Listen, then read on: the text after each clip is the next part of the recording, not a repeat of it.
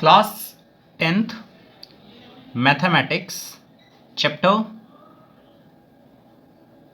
5th okay name arithmetic progressions. तो आज हम इस जो ये वीडियो होगी उसके अंदर ये वाले टॉपिक्स कवर करने की कोशिश करेंगे और मतलब हम आगे से ऐसा ही किया करेंगे कि एक एक्सरसाइज एक चैप्टर उठाएंगे, उसकी एक एक्सरसाइज को एक वीडियो में कवर कर देंगे और उसके पीछे पहले मैं कॉन्सेप्ट्स भी सारे बता दूंगा जो भी उन क्वेश्चंस को करने के लिए मतलब उस एक्सरसाइज को सॉल्व करने के लिए ज़रूरी होंगे। वो सभी जो कॉन्सेप्ट्स होंगे पहले हम उसको डिस्कस करेंगे एंड देयर आफ्टर हम एक्सरसाइज को सॉल्व करेंगे। तो इस चैप्टर के अंदर 3 एक्सरसाइजेज है 5.1, 2 एंड 5.3 ओके। और ये जो मैं पूरा कवर कर रहा हूँ सिलेबस ये है न्यू एनसीईआरटी के हिसाब से, सो डू रिमेंबर इट कि ये सारा मैं न्यू एनसीईआरटी के हिसाब से कवर कर रहा हूँ। तो जो फर्स्ट टॉपिक हम कवर करेंगे वो होगा कि सीरीज या सीक्वेंस हम किसे बोलते हैं, ठीक है। व्हाट इज सीरीज और what is sequence. Second topic is जो स्टैंडर्ड टाइप्स हैं, फॉर्म्स हैं, ठीक है, उन्हें हम एक बार देख लेंगे। फिर हम देखेंगे जो स्टैंडर्ड टाइप्स और फॉर्म्स होती है उसमें एक टाइप होती है एपी मतलब कि अरिथमेटिक प्रोग्रेशंस। फिर हम थर्ड टॉपिक में अरिथमेटिक प्रोग्रेशंस को डीपली टच करेंगे और सही से समझने की मतलब पूरा एब्जॉर्ब कर लेंगे, ठीक है। देखो इस वीडियो में जिस तरह से मैं कॉन्सेप्ट्स बताऊंगा आपको, so it's almost my guarantee कि आप पूरी तरह से एब्जॉर्ब कर जाओगे इस वीडियो में सारे कॉन्सेप्ट्स को और फिर बहुत ईजिली आप एक्सरसाइज 5.1 को सॉल्व कर लोगे, ठीक है। एक बार ध्यान से देखो और टाइम स्टैम्प्स भी मैं दे दूंगा। अगर आपको पहले से ही एपी वगैरह के बारे में पता हो और अगर कोई पर्टिकुलर स्पेसिफिक डाउट हो तो उसके लिए आप सीधा उस टाइम स्टैम्प पे भी जंप कर सकते हैं सो दैट आपका भी टाइम वेस्ट ना हो, ठीक है। फोर्थ टॉपिक जो होगा वो होगा कि how an AP is denoted या फिर जनरल फॉर्म उसको बोलते हैं। जैसे किसी भी चीज़ की जनरल फॉर्म होती है ना, जैसे लास्ट वीडियो में हमने क्वाड्रेटिक इक्वेशन की जनरल फॉर्म देखी थी कि ax² + bx + c। तो हम यहाँ पर एपी को जनरल फॉर्म में किस तरह से डिनोट करते हैं वो देखेंगे। फिर एक क्वेश्चन आता है जहां पर हमें चेक करना होता है कि एपी है या मतलब एपी बनाना होता है, ठीक है। 5.1 एक्सरसाइज में वैसे 4 क्वेश्चन है बट शायद सेकंड या थर्ड ऐसा क्वेश्चन है जिसमें हमें एपी को जनरेट कंस्ट्रक्ट करना होता है। तो मिनिमम इंफॉर्मेशन हमें क्या चाहिए किसी भी एपी को कंस्ट्रक्ट करने के लिए, हम वो देखेंगे एंड देन हम एक्सरसाइज को सॉल्व करेंगे, ठीक है। सॉल्व करेंगे एक्सरसाइज 5.1। तो शुरू करते हैं चलो। तो जो फर्स्ट टॉपिक वो है व्हाट इज सीरीज या फिर सीक्वेंस। सीरीज या फिर सीक्वेंस क्या होता है, ठीक है। ये क्या होता है सबसे पहले ये देखते हैं। अच्छा एक एग्जाम्पल देखो, एक एग्जाम्पल से मैं समझाना चाहूँगा। मान लो कि एक कोई बंदर है, ठीक है, कोई मंकी है, ठीक है। अब मंकी बहुत उछल कूद करते हैं, इंसान भी करते हैं, ठीक है। तो मंकी जो है वो क्या कर रहा है, वो ना अपने जंप्स को बढ़ाता जा रहा है, मतलब बढ़ा नहीं रहा है, बार बार जंप कर रहा है, सॉरी बढ़ा तो नहीं रहा जंप कर रहा है। तो वो सबसे पहले क्या होता है यहाँ पे होता है, ठीक है। फिर वो थोड़ा जंप करता है, तो मान लो सबसे पहले वो 0 पे होता है। फिर वो एक बार में ना 2 मीटर जंप कर लेता है या मान लो 2 फीट जंप कर लेता है। तो फिर अभी कितने पे है 0 पे, फिर 2 पे चला जाता है, फिर 2 फीट जंप करता है, फिर 4 पे चला जाता है, फिर 2 फीट जंप करता है, फिर 6 पे चला जाता है, फिर 2 फीट, फिर 8 पर, फिर इसी तरह से किस पे जाएगा 10 पर, फिर 12 पर, फिर इस तरह से 20 तक जाता है, ठीक है। इस तरह से क्या हो रहा है, मंकी जो है वो जंप कर रहा है, ठीक है। तो अब देखो क्या हो रहा है, यहाँ पर हमें एक सीरीज़ मिल रही है, हमें कुछ नंबर्स मिल रहे हैं जैसे कि 0, फिर आया 2, फिर आया 4, फिर आया 6, फिर आया 8, फिर आया 10, फिर 12, फिर इस तरह से करते हुए हम 20 तक पहुँचेंगे। इसी चीज़ को क्या बोलते हैं, सीरीज़ बोलते हैं। इसी को सीरीज़ बोलते हैं या फिर इसको सीक्वेंस भी बोलते हैं, ठीक है। सीरीज़ या फिर सीक्वेंस बोलते हैं। अब ध्यान से देखो, जैसे रीजनिंग में अगर आपने देखा होगा, रीजनिंग जो है जहाँ पर जब हम रीजनिंग पढ़ते हैं तो जिन बच्चों ने भी ये पढ़ा होगा उसमें देखा होगा कि वहाँ पर एक टॉपिक होता है मिसिंग नंबर सीरीज़, ठीक है। मिसिंग नंबर होता है, एडवांस में फिर रॉन्ग नंबर भी फाइंड करने के लिए हो जाता है, तो मिसिंग नंबर सीरीज़ होता है। तो वहाँ पे ऐसा होता है ना कुछ, जैसे कि 1, फिर आ जाता है 2, फिर आ जाता है 4, फिर इधर कुछ ब्लैंक दे देता है, फिर आ जाता है 16। ठीक है, तो ये भी क्या होती है, एक सीरीज़ होती है। ठीक है, ये भी क्या है, एक तरह की सीरीज़ है जिसमें कुछ नंबर्स एक पर्टिकुलर पैटर्न से चल रहे हैं। एक पर्टिकुलर पैटर्न को फॉलो करते हुए नंबर्स इंक्रीज होते हैं या डिक्रीज होते हैं, जो भी होता है एक पर्टिकुलर पैटर्न को फॉलो कर रहे होते हैं। जैसे यहाँ पर किस पैटर्न को फॉलो कर रहे हैं, प्रीवियस नंबर का 2 गुना कर देते हैं तो नेक्स्ट नंबर आ जाता है, फिर इस 2 को 2 गुना कर देंगे तो 4 आ जाएगा, फिर इसको 2 गुना कर देंगे तो कितना आना चाहिए, यहाँ पर कितना आना चाहिए, यहाँ पर 8 आना चाहिए। ठीक है, उसके बाद इसका 2 टाइम्स कर देंगे तो 16। तो इसी तरह से ये मतलब बेसिकली मेरा समझाने का मतलब था कि इसको हम क्या बोलते हैं, सीरीज बोलते हैं। ठीक है, व्हाट इज अ सीक्वेंस या सीरीज समझ में आ गया। मतलब कुछ नंबर्स हैं वो फॉलो कर रहे हैं एक पर्टिकुलर पैटर्न को और सीक्वेंस में आगे बढ़ते जा रहे हैं। ठीक है, किसी एक पर्टिकुलर पैटर्न को फॉलो कर रहे हैं। अब ये पैटर्न कुछ भी हो सकता है। ठीक है, प्लस हो सकता है, मल्टीप्लाई हो सकता है, डिफरेंस हो सकता है, रेशियो हो सकता है, रेसिप्रोकल हो सकता है, कुछ भी हो सकता है। ठीक है, बट जो यहाँ पर फॉलो होगा वही फिर इधर भी फॉलो होगा, इधर भी, हर जगह वही फॉलो होगा। ठीक है, समझ आ गया। अब हम चलते हैं सेकंड टॉपिक।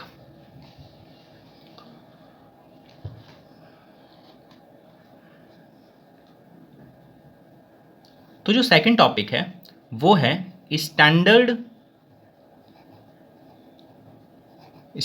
फॉर्म्स या फिर टाइप्स। स्टैंडर्ड टाइप्स कौन कौन सी हैं। ठीक है, तो देखो बहुत इजी है। स्टैंडर्ड टाइप्स जैसे एक होती है अरिथमेटिक प्रोग्रेशंस। ठीक है, जो हमें पढ़ना भी है, अरिथमेटिक प्रोग्रेशंस। ठीक है, इसमें क्या होता है, इसमें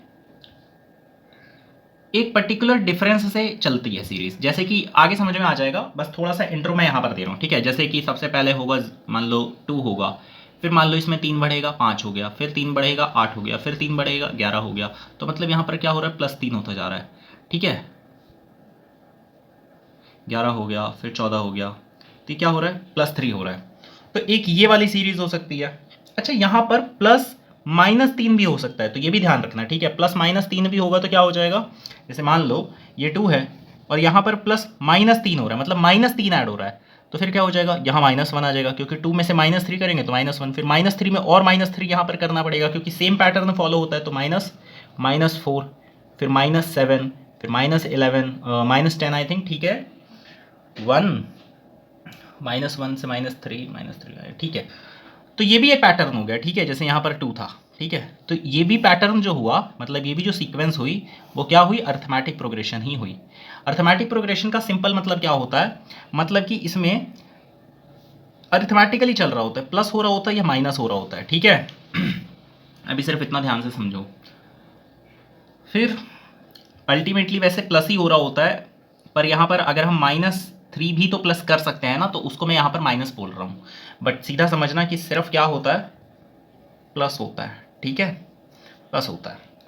अब एक दूसरी सीरीज और होती है, इसको पढ़ना नहीं है बट एक हल्का सा इंट्रोडक्शन दे देता हूँ मैं। ठीक है, जैसे कि ज्योमेट्रिक प्रोग्रेशन, इसको पढ़ना नहीं है तो घबराना नहीं है। ठीक है, एक होता है ज्योमेट्रिक प्रोग्रेशंस। अब देखो ज्योमेट्रिक प्रोग्रेशंस में क्या होता है, रेशियो में चल रहा होता है सारा मामला। ठीक है, रेशियो, जैसे कि सबसे पहले होगा, मान लो 1 होगा, फिर 1/2 हो जाएगा, फिर 1/4 हो जाएगा, फिर 1/8 हो जाएगा। मतलब क्या, यहाँ पर सेम रेशियो मेंटेन हो रही है, या फिर हम कह सकते हैं मल्टीप्लाई हो रहा है। जैसे कि यहाँ पर क्या हो रहा है, 1 को मल्टीप्लाई किया हाफ से, हाफ आया, फिर 1/2 को मल्टीप्लाई किया हाफ से, 1/4 आ गया, 1/4 को मल्टीप्लाई किया हाफ से, 1/8 आ गया। समझ आ रहा है, ज्योमेट्रिक प्रोग्रेशन। ठीक है, अब एक और होता है, सिर्फ जान लो, वैसे हमें सिर्फ अरिथमेटिक में डील करना है तो उसके लिए टेंशन नहीं लेना है। ठीक है, कि सर जी फालतू या भैया तो फालतू पढ़ाने लग रहे हैं, नहीं। ठीक है, सिर्फ जान लो। एक हार्मोनिक मोशन भी, हार्मोनिक प्रोग्रेशन भी होता है, हार्मोनिक प्रोग्रेशन।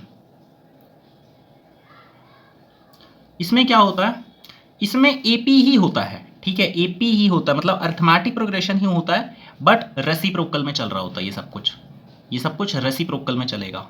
ठीक है, एग्जाम्पल गिवन क्या है, जैसे कि एक एपी मानो क्या होता है, जैसे एपी मान लो, एक ये एपी है, जैसे 2, 4, 6, 8, ये क्या है, एक एपी है। तो इसको रेसिप्रोकल में चलाओ, 1/2, फिर 1/4, फिर 1/6, फिर 1/8, इस तरह से। ये क्या होता है? हार्मोनिक प्रोग्रेशन होता है। एक और होता है, अभी मेरे दिमाग में आ रहा है, एक और होता है, ठीक है। तो बहुत तरह की सीरीज हैं, ठीक है, बस सेम पैटर्न एक फॉलो करना चाहिए। जैसे एक आई थिंक उसका नाम होता है फैबोनेसी सीक्वेंस, ये भी होता है, ठीक है। इसमें इसमें क्या होता है, जैसे कि 1, फिर 1+1 2, फिर 1+2, 1+2 कितना हो गया 3, फिर 2+3 5, फिर 3+5 8, फिर 8+5 13, इस तरह से। क्या हो रहा था यहाँ पर, जो ये टर्म है वो प्रीवियस दो टर्म्स का एडिशन है, मतलब 1+1, ठीक है। ये किसका है? प्रीवियस दो टर्म, मतलब इससे पहले कोई टर्म नहीं है तो इसी को अगला भी ले लिया, ठीक है। 3 कैसे बना? 1+2 5, इन दोनों का समेशन 2+3 8, 3+5 का 13, 8+5 का। समझ में आ रहा है? ऐसे होता है, बट ये सब पढ़ना नहीं है, ये ध्यान रखना। मतलब ये क्या है? Not in syllabus. ये मैंने क्या दिया, एक ओवरव्यू दे दिया ताकि थोड़ा आपको पता रहे, आप थोड़ा अपने अगल बगल के बच्चों से थोड़ा ज़्यादा स्मार्ट लगो। ज़रूरत नहीं है स्मार्ट लगने की वैसे दुनिया में, ठीक है, बट नॉट इन सिलेबस, ठीक है। और जैसे ये वाला भी हम अवॉइड कर सकते हैं, कौन सा? ये ज्योमेट्रिक प्रोग्रेशन, ये जो था, ठीक है, ये भी सिलेबस में हमारे नहीं है। तो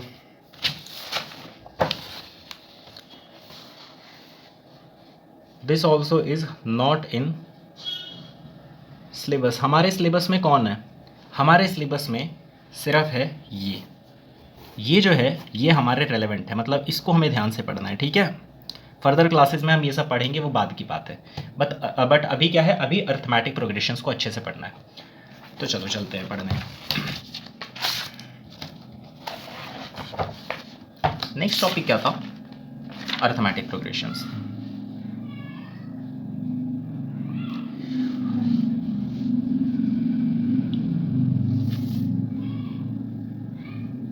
So next topic is arithmetic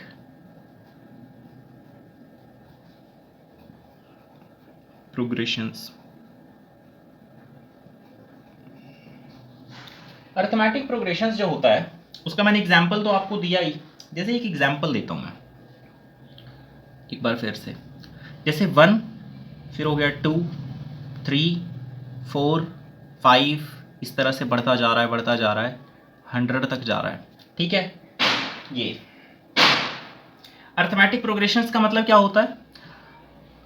अभी के लिए इतना समझ लो कि सेम नंबर को प्लस करके नेक्स्ट टर्म मिलेगा, ठीक है। सेम नंबर को प्लस करके नेक्स्ट टर्म मिलेगा। अभी जो सेम नंबर है ये पॉजिटिव भी हो सकता है, नेगेटिव भी हो सकता है, वो बात आप खुद ध्यान रखना, ठीक है। कि ये जो है ये पॉजिटिव भी हो सकता है और नेगेटिव भी हो सकता है, कोई भी हो सकता है, बट उसको प्लस करके मिलेगा। अब यहाँ नेगेटिव आएगा तो फिर वो अल्टीमेटली माइनस होने लग जाएगा, क्योंकि प्लस के साथ माइनस होता है तो माइनस होगा, ठीक है। अच्छा, यहाँ पर जो टर्म है वो क्या है? अब देखो टर्म क्या होती है। यहाँ पर टर्म्स कौन कौन सी हैं? इन्हीं को टर्म्स बोला जाता है। जैसे 1, फिर आ गया 2, फिर आ गया 3, फिर आ गया 4, फिर आ गया 5, फिर यहाँ 6, फिर 7, फिर इस तरह से 100। यही टर्म्स होती हैं, समझ आ रहा है? इन्हीं को हम टर्म्स बोलते हैं। और क्या हुआ? और जैसे कि और एक डेफिनेशन आएगी, फर्स्ट टर्म क्या है, ठीक है। फर्स्ट टर्म क्या है? फर्स्ट टर्म, जो फर्स्ट टर्म होती है उसको फर्स्ट टर्म बोलते हैं। लास्ट टर्म क्या है? अब आप ध्यान से देखो पहले, ठीक है। अरिथमेटिक प्रोग्रेशन स्टार्ट कर दिया है मैंने, तो अब यहाँ से बहुत ध्यान से सुनना है, अदरवाइज समझ नहीं आएगा। लास्ट टर्म क्या है? लास्ट टर्म 100 है। टर्म्स तो समझ में आ गया। टर्म्स कौन सी? यही सब जो टर्म्स हैं। First term 1, last term 100।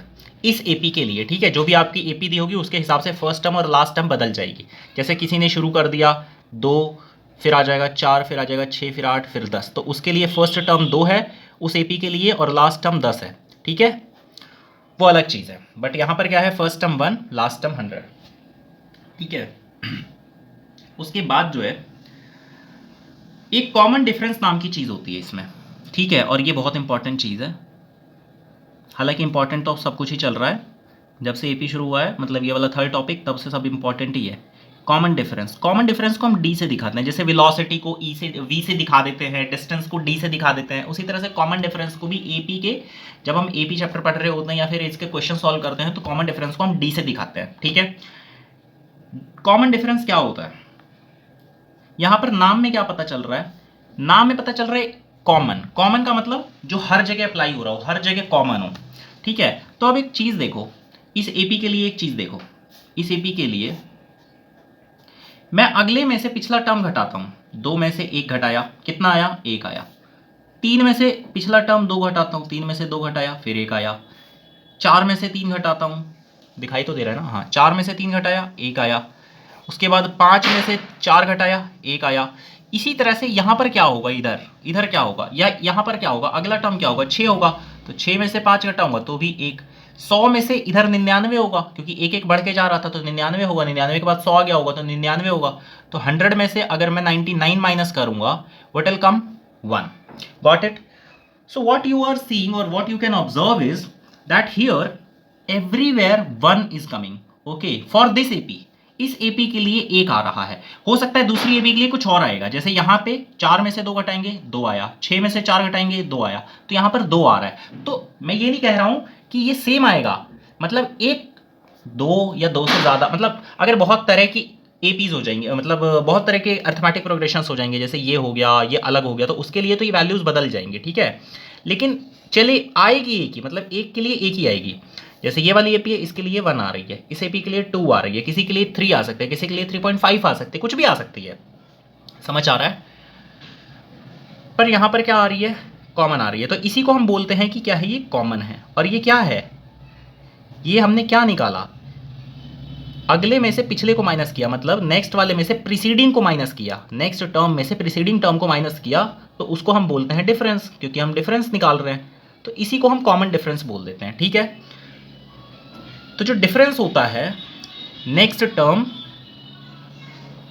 Term minus जो प्रीसीडिंग टर्म होता है, प्रीसीडिंग मतलब उसके जस्ट पीछे वाला जो टर्म है, प्रीसीडिंग टर्म होता है, वो क्या होता है, वो हमेशा कॉमन होता है। कोई एपी के लिए वो हमेशा क्या आता है, बराबर आता है, तो इसीलिए हम इसको कॉमन डिफरेंस बोलते हैं। समझ में आ गया? बस इतना ही समझना था। ठीक है, इसके बाद हम और आगे बढ़ेंगे, तो बहुत सिंपल है। ठीक है, कोई ज़्यादा मुश्किल नहीं है। फर्स्ट टर्म आपको समझ में आई गया, लास्ट टर्म आपको समझ में आई गया, कॉमन डिफरेंस आपको समझ में आई गया, और टर्म्स क्या होते हैं वो समझ में आई गया, तो बस 25% तो हमने खत्म कर ही लिया है। ठीक है, 25% हमारा चैप्टर के जो कॉन्सेप्ट्स हैं वो ओवर हो ही गए होंगे, बस एक डिनोशंस देख लो, मतलब कि जनरल फॉर्म देख लो। अब हम देखेंगे फोर्थ टॉपिक क्या है, general form, general form of N AP. कोई एपी है, उसकी जनरल फॉर्म देखो, या हम इसको क्या बोल सकते हैं कि how to denote an AP. ठीक है, एन एपी मतलब एक एपी को किस तरह से दिखाया जाता है। जैसे हमने क्वाड्रेटिक इक्वेशन वाला जब चैप्टर हमने पढ़ा था, मतलब इससे जस्ट प्रीवियस वीडियोस में हमने क्वाड्रेटिक इक्वेशंस का चैप्टर किया था, उसके अंदर हम क्वाड्रेटिक इक्वेशन की जनरल फॉर्म बनाते थे, मतलब कि ax² + bx + c, इस तरह से कुछ बनाते थे हम, = 0, ये क्वाड्रेटिक इक्वेशन की जनरल फॉर्म होती थी। जनरल फॉर्म का मतलब क्या होता है, जनरल फॉर्म का मतलब होता है कि कोई भी चीज़ अगर वो होगी तो वो उसके जनरल फॉर्म में लिखी जा सकती है। जैसे कोई भी इक्वेशन है, मान लो कोई इक्वेशन है 2x² + 3 = 0, ये क्या है, मैं कह रहा हूँ कि ये क्वाड्रेटिक इक्वेशन है, तो अगर ये क्वाड्रेटिक इक्वेशन है तो फिर ये इस फॉर्म में लिखा जा सकता है और a की वैल्यू 0 नहीं होगी। यही होता है जनरल फॉर्म इसका। ठीक है, क्वाड्रेटिक का। अब हम आज देख रहे हैं एपी, मतलब कि अर्थमेटिक प्रोग्रेशंस का। मैं बार बार अर्थमेटिक प्रोग्रेशन नहीं लिखूंगा बहुत लंबा सा, और आपको भी नहीं लिखना है, आप भी सीधा एपी लिख सकते हो। ठीक है, कोई भी एपी का जनरल फॉर्म क्या होता है, मतलब कि कोई भी अगर एपी होगी, जैसे ये वाली एपी थी 1 2 3 4 5 10 2 4 6, ये वाली एपी थी, इस सभी एपी को एक ऐसी फॉर्म जिसके अंदर हम एक्सप्रेस कर सकते हैं उसको ही जनरल फॉर्म बोलते हैं। ठीक है, तो हम देखो यहाँ पे हम कुछ भी मान सकते हैं, जैसे यहाँ पे हमने ए बी सी मान लिया, तो इधर हम ना सिर्फ अपना ए मान के चलते हैं। तो क्या मानते हैं हम, ऐसे मानते हैं A1, फिर मानते हैं अगले टर्म को A2, फिर मानते हैं A3, फिर मानते हैं A4, फिर मानते हैं A5, यहाँ से लेकर लास्ट टर्म तक, मतलब कि ANth। ठीक है, तो ये हमारी क्या हो गई, ध्यान से देखो, ये हो गया हमारा फर्स्ट टर्म। ठीक है, ये हो गया हमारा लास्ट टर्म, आपने दिख रहा होगा, आई एम सॉरी। ठीक है, A1 A2 A3 A4 A5 फिर An, और यहाँ मैंने समझाया था कि ax स्क्वायर ये क्वाड्रेटिक इक्वेशन होता है, तो किसी भी इक्वेशन को मैं, अगर वो क्वाड्रेटिक इक्वेशन है तो मैं उसको इसमें एक्सप्रेस कर सकता हूँ। उसी तरह से अगर कोई AP है तो उसको हम, जो आगे हम जनरल फॉर्म अभी लिखेंगे, ठीक है, उसमें हम एक्सप्रेस कर सकते हैं। लास्ट टर्म, ये जनरल फॉर्म नहीं है, ध्यान रखना, ये शुरुआत कर रहे हैं हम सिर्फ, ठीक है, अभी जनरल फॉर्म बनेगी उसकी। एक और चीज़ देखो कि मैंने क्या बोला कि कॉमन डिफरेंस नाम की भी एक चीज़ होती है। कॉमन डिफरेंस को क्या बोलते हैं? डी बोलते हैं। ये कैसे निकलता है? ये निकलता है अगली टर्म में से पिछली टर्म को माइनस करके, मतलब कि A2 में से अगर मैं A1 घटा दूंगा तो D मिलेगा, उसी तरह से A3 में से अगर मैं A2 को घटा दूंगा तो भी D मिलेगा, उसी तरह से मैं A4 में से A3 हटा दूंगा तो भी मिलेगा। इसी प्रकार से इधर अगर AN है उसमें से मैं क्या घटा दूँ, तो क्या घटाऊंगा? देखो यहाँ पे 1 था, 2 था, 3 था, 4 5, तो 4 एक कम है 5 से, 3 एक कम है 4 से, तो इधर ही जो इसके जस्ट बगल में होगा टर्म वो क्या होगा? सोचो क्या होगा? वो इस n से एक कम होगा, an-1। समझ में आ रहा है? 2 जो ये जो 1 है, ये जो 1 है वो 2 से कितना कम है? एक कम है। 2 3 से एक कम है, 3 4 से एक कम है, तो भाई इस an से भी तो एक कम होगा ये वाला, तो एक कम होने का मतलब क्या होता है? n-1। समझ आ गया? तो ये हो गया an-1, ठीक है। ये क्या है? ये टर्म है, अभी घबराना नहीं है कि n क्या वैल्यू, ये सब नहीं, अभी घबराना नहीं। ये क्या है? an एक टर्म है, यहाँ पे कुछ भी वैल्यू हो सकती है, ये हो सकता है। तो कॉमन डिफरेंस से हमने क्या देखा? हमने देखा कि अगर हमें नेक्स्ट टर्म निकालनी है, मान लो A2 निकालना है मुझे, यहाँ से मुझे A2 निकालना है। अगर मुझे A2 निकालना है तो ये जो D है, D में A1 प्लस करना पड़ेगा, A1 में प्लस करना पड़ेगा D, मतलब कि D में A1 प्लस करना पड़ेगा। समझ में आ गया? मतलब उसको मैंने D प्लस A1 ना लिख कर क्या लिख दिया? A1 प्लस D लिख दिया, कोई फर्क नहीं पड़ता है। उसी तरह से A3 कितना होगा? A3 कितना होगा? सोचो, A3 निकालना है तो D में A2 को प्लस करेंगे, A2 प्लस करेंगे। अच्छा, A2 की जगह हम एक और चीज़ लिख सकते हैं, हम A1 प्लस D लिख सकते हैं। समझ में आ रहा है? ये क्या है? हमारा A2 है, is equal to D plus A1 plus D। इस A2 की जगह मैं क्या लिख सकता हूँ? इस A2 की जगह क्या लिख सकता हूँ? इस A2 की जगह ये लिख सकता हूँ। तो अगर इस A2 की जगह मैं ये लिखूँ तो क्या होगा? A1 plus D। तो ये कितना बन गया? A1 प्लस एक D ये रहा, एक D ये रहा, 2D। ठीक है। उसी तरह से A3 कितना हो जाएगा? A4 कितना हो जाएगा? A4 कितना हो जाएगा? A4 हो जाएगा D, ये वाला D, और ये -3 जो है ये उधर जाके +3 हो जाएगा, तो D plus A3। Got it? Is equal to A3 की जगह मैं क्या लिख सकता हूँ? देखो A3 की जगह मैं A1 प्लस 2D लिख सकता हूँ। A1 plus A4 is equal to D plus A3। यहाँ तक हम आ गए हैं। अब D को D लिख देते हैं और A3 की जगह हम लिख रहे हैं A1 plus 2D, A1 plus 2D। फिर A1 को भी हम लिख सकते हैं या नहीं लिख सकते? हाँ ठीक है, यहीं तक आ गए, ठीक है। फिर A1 प्लस ये एक D था, ये 2D था, तो 3D। समझ में आ रहा है? तो हम क्या कर रहे हैं, धीरे धीरे हम क्या देख रहे हैं? A2 हमने निकाला, A1 प्लस D आया, A3 निकाला, A1 प्लस 2D आया, A4 निकाला, A1 प्लस 3D आया। अब हम सीधा ANth निकालते हैं, ठीक है, कि ANth कितना होगा। ANth का मतलब क्या होता है? ANth का मतलब होता है nth टर्म, ठीक है। अब हम वो निकालते हैं, an की वैल्यू कितनी होगी? देखो यहाँ पे, ये देखो यहाँ पर जो an था, ये जो d था वो इक्वल टू था किसके? an-1। तो an बराबर कितना होगा? d, ये जो माइनस वाला है वो उधर जाकर प्लस का हो जाएगा, और ये an-1, तो an कितना हो जाएगा? d प्लस anth-1, ठीक है, ये हो जाएगा। अब एक बात देखो, ऑब्जर्व करना पड़ेगा यहाँ पर कि अब देखो क्या करना पड़ेगा हमें, जस्ट अ मिनट, कीबोर्ड हटाने दो।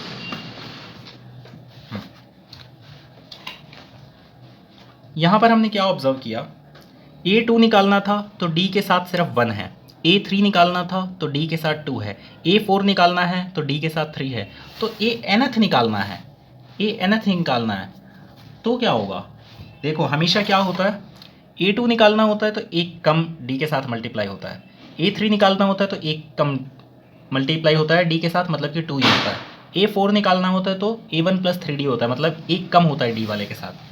तो यहाँ पर क्या होगा, यहाँ पर भी एक कम हो जाएगा, तो Anth निकालना है मुझे, तो A1 प्लस एक कम N से एक कम, मतलब कि N-1 D।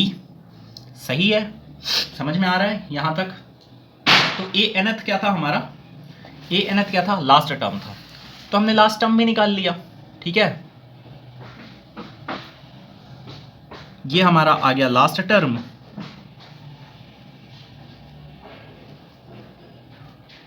तो हमने क्या कर लिया है, general form of an AP हमने कंस्ट्रक्ट कर लिया है। देखो कैसे, हमने क्या बोला, फर्स्ट टर्म जो है वो क्या है, A1 है।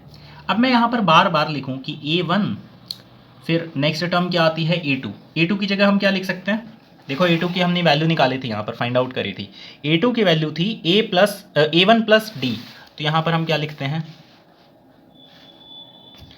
A1 प्लस D, फिर इसी तरह से A2 की वैल्यू क्या आई थी, A1 प्लस 2D, फिर इसी तरह से A4 की वैल्यू क्या आई थी, आई एम सॉरी यार, A1, लिसन अगेन, देखो फर्स्ट टर्म हो गया A1, सेकंड टर्म हो गया A1 प्लस D, फिर आते हैं हम थर्ड टर्म पे A3 क्या आया था हमारा वैल्यू, A3 देखो, A3 की वैल्यू क्या थी, A1 प्लस 2D। ठीक है, तो A1 प्लस 2D,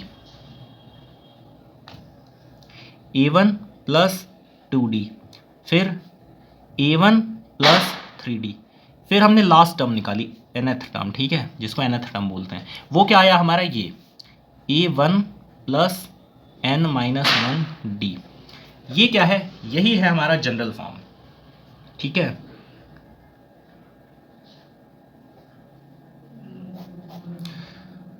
एक बात और सुन लो ध्यान से देखो, ये हम बार बार क्या लिख रहे हैं, फर्स्ट टर्म को A1, ये क्या है हमारा फर्स्ट, ये A1 था जो हमारा फर्स्ट टर्म था, तो यहाँ पर A1 लिखा, फिर A1 लिखा, फिर A1 लिखा, फिर A1 लिखा, फिर A1 लिखा, तो बार बार हम सेम चीज़ को A1 क्यों लिख रहे हैं।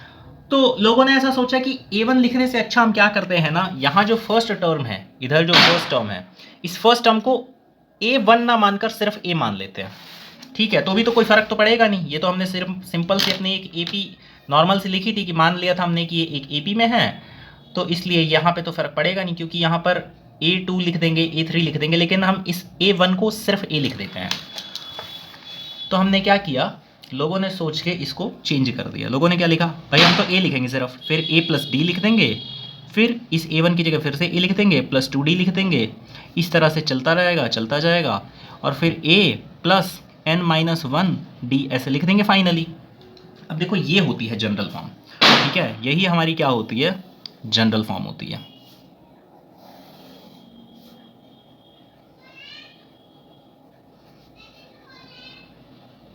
समझ आ गया, यही हमारी क्या होती है, जनरल फॉर्म होती है। ठीक है, अब हम नेक्स्ट टॉपिक पे चलेंगे, और कोई चीज़ तो रहती नहीं है ना। ठीक है, हो गया। ठीक है, तो आई थिंक नेक्स्ट टॉपिक पे हम चल सकते हैं। अब फोर्थ टॉपिक, अब हम चलेंगे फिफ्थ टॉपिक। ये क्या है, ये है मिनिमम इंफॉर्मेशन रिक्वायर्ड, मिनिमम कितनी इंफॉर्मेशन चाहिए required to construct an AP, कोई एपी बनाने के लिए। जैसे कि आई थिंक थर्ड या सेकंड क्वेश्चन है 5.1 एक्सरसाइज का, जिसमें ये बोला जाएगा आपको कि आपको कुछ बता देगा कि भाई ये इंफॉर्मेशन आपको दे दिया, और फिर आपसे बोलेगा कि इसका आप एपी बनाओ। ठीक है, तो कैसे उसका एपी बनता है ये देखते हैं। देखो कैसे बनेगा, मान लो कोई क्वाड्रेटिक इक्वेशन होती है, तो क्वाड्रेटिक इक्वेशन का जनरल फॉर्म हमें पता होता है ax² plus bx plus c is equal to 0।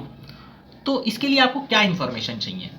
मैंने बोल दिया कि वेरिएबल x ही है, और आपको मैंने बताया कि a की वैल्यू 1 रख लो, b की वैल्यू 2 रख लो और c की वैल्यू 3 रख लो, ठीक है। और बनाओ क्वाड्रेटिक इक्वेशन। कौन सी क्वाड्रेटिक इक्वेशन बनेगी? तो आप a की जगह 1 रख दोगे, b की जगह 2 रख दोगे, c की जगह 3 रख दोगे और बना दोगे क्वाड्रेटिक इक्वेशन और मुझे बता दोगे। तो इसका मतलब आपको जनरल फॉर्म पता होनी चाहिए थी, और आपको जनरल फॉर्म के अंदर जो चीजें नहीं पता हैं आपको वो पता होनी चाहिए थी। क्या आपको नहीं पता था? आपको a नहीं पता था, b नहीं पता था और c नहीं पता था, वो मैंने बताया, आपने क्वाड्रेटिक इक्वेशन बना दी।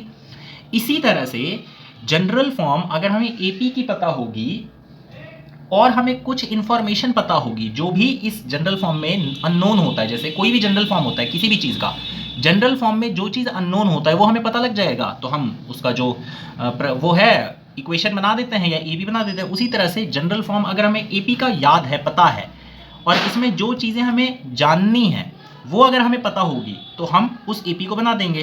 तो वही कहा जा रहा है कि मिनिमम इन्फॉर्मेशन क्या चाहिए आपको ए पी बनाने के लिए। तो देखो, तुम्हें ये फॉर्म तो पता होना ही चाहिए, ठीक है। साथ ही साथ इस फॉर्म में देखो कि क्या क्या चीज़ें ऐसी हैं जो आपको जाननी ज़रूरी है।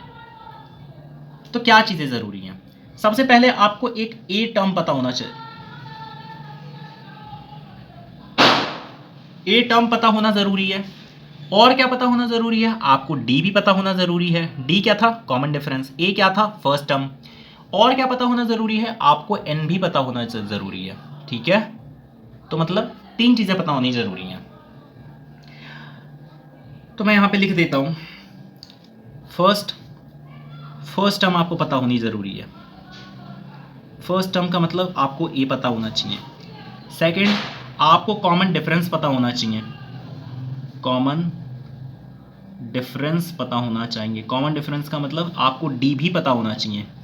अब मैं तीसरा लिखूं, मतलब कि एन पता होना चाहिए, ये लिखूं उससे पहले एक बात समझ जाओ, एक नोट लिख देता हूं मैं। देखो, एपी हो या कोई भी सीक्वेंस हो, वो 2 तरह की होती है। एक होती है फिनाइट सीक्वेंस या फिनाइट सीरीज, ठीक है, फिनाइट सीरीज, और एक होती है infinite series, infinite series.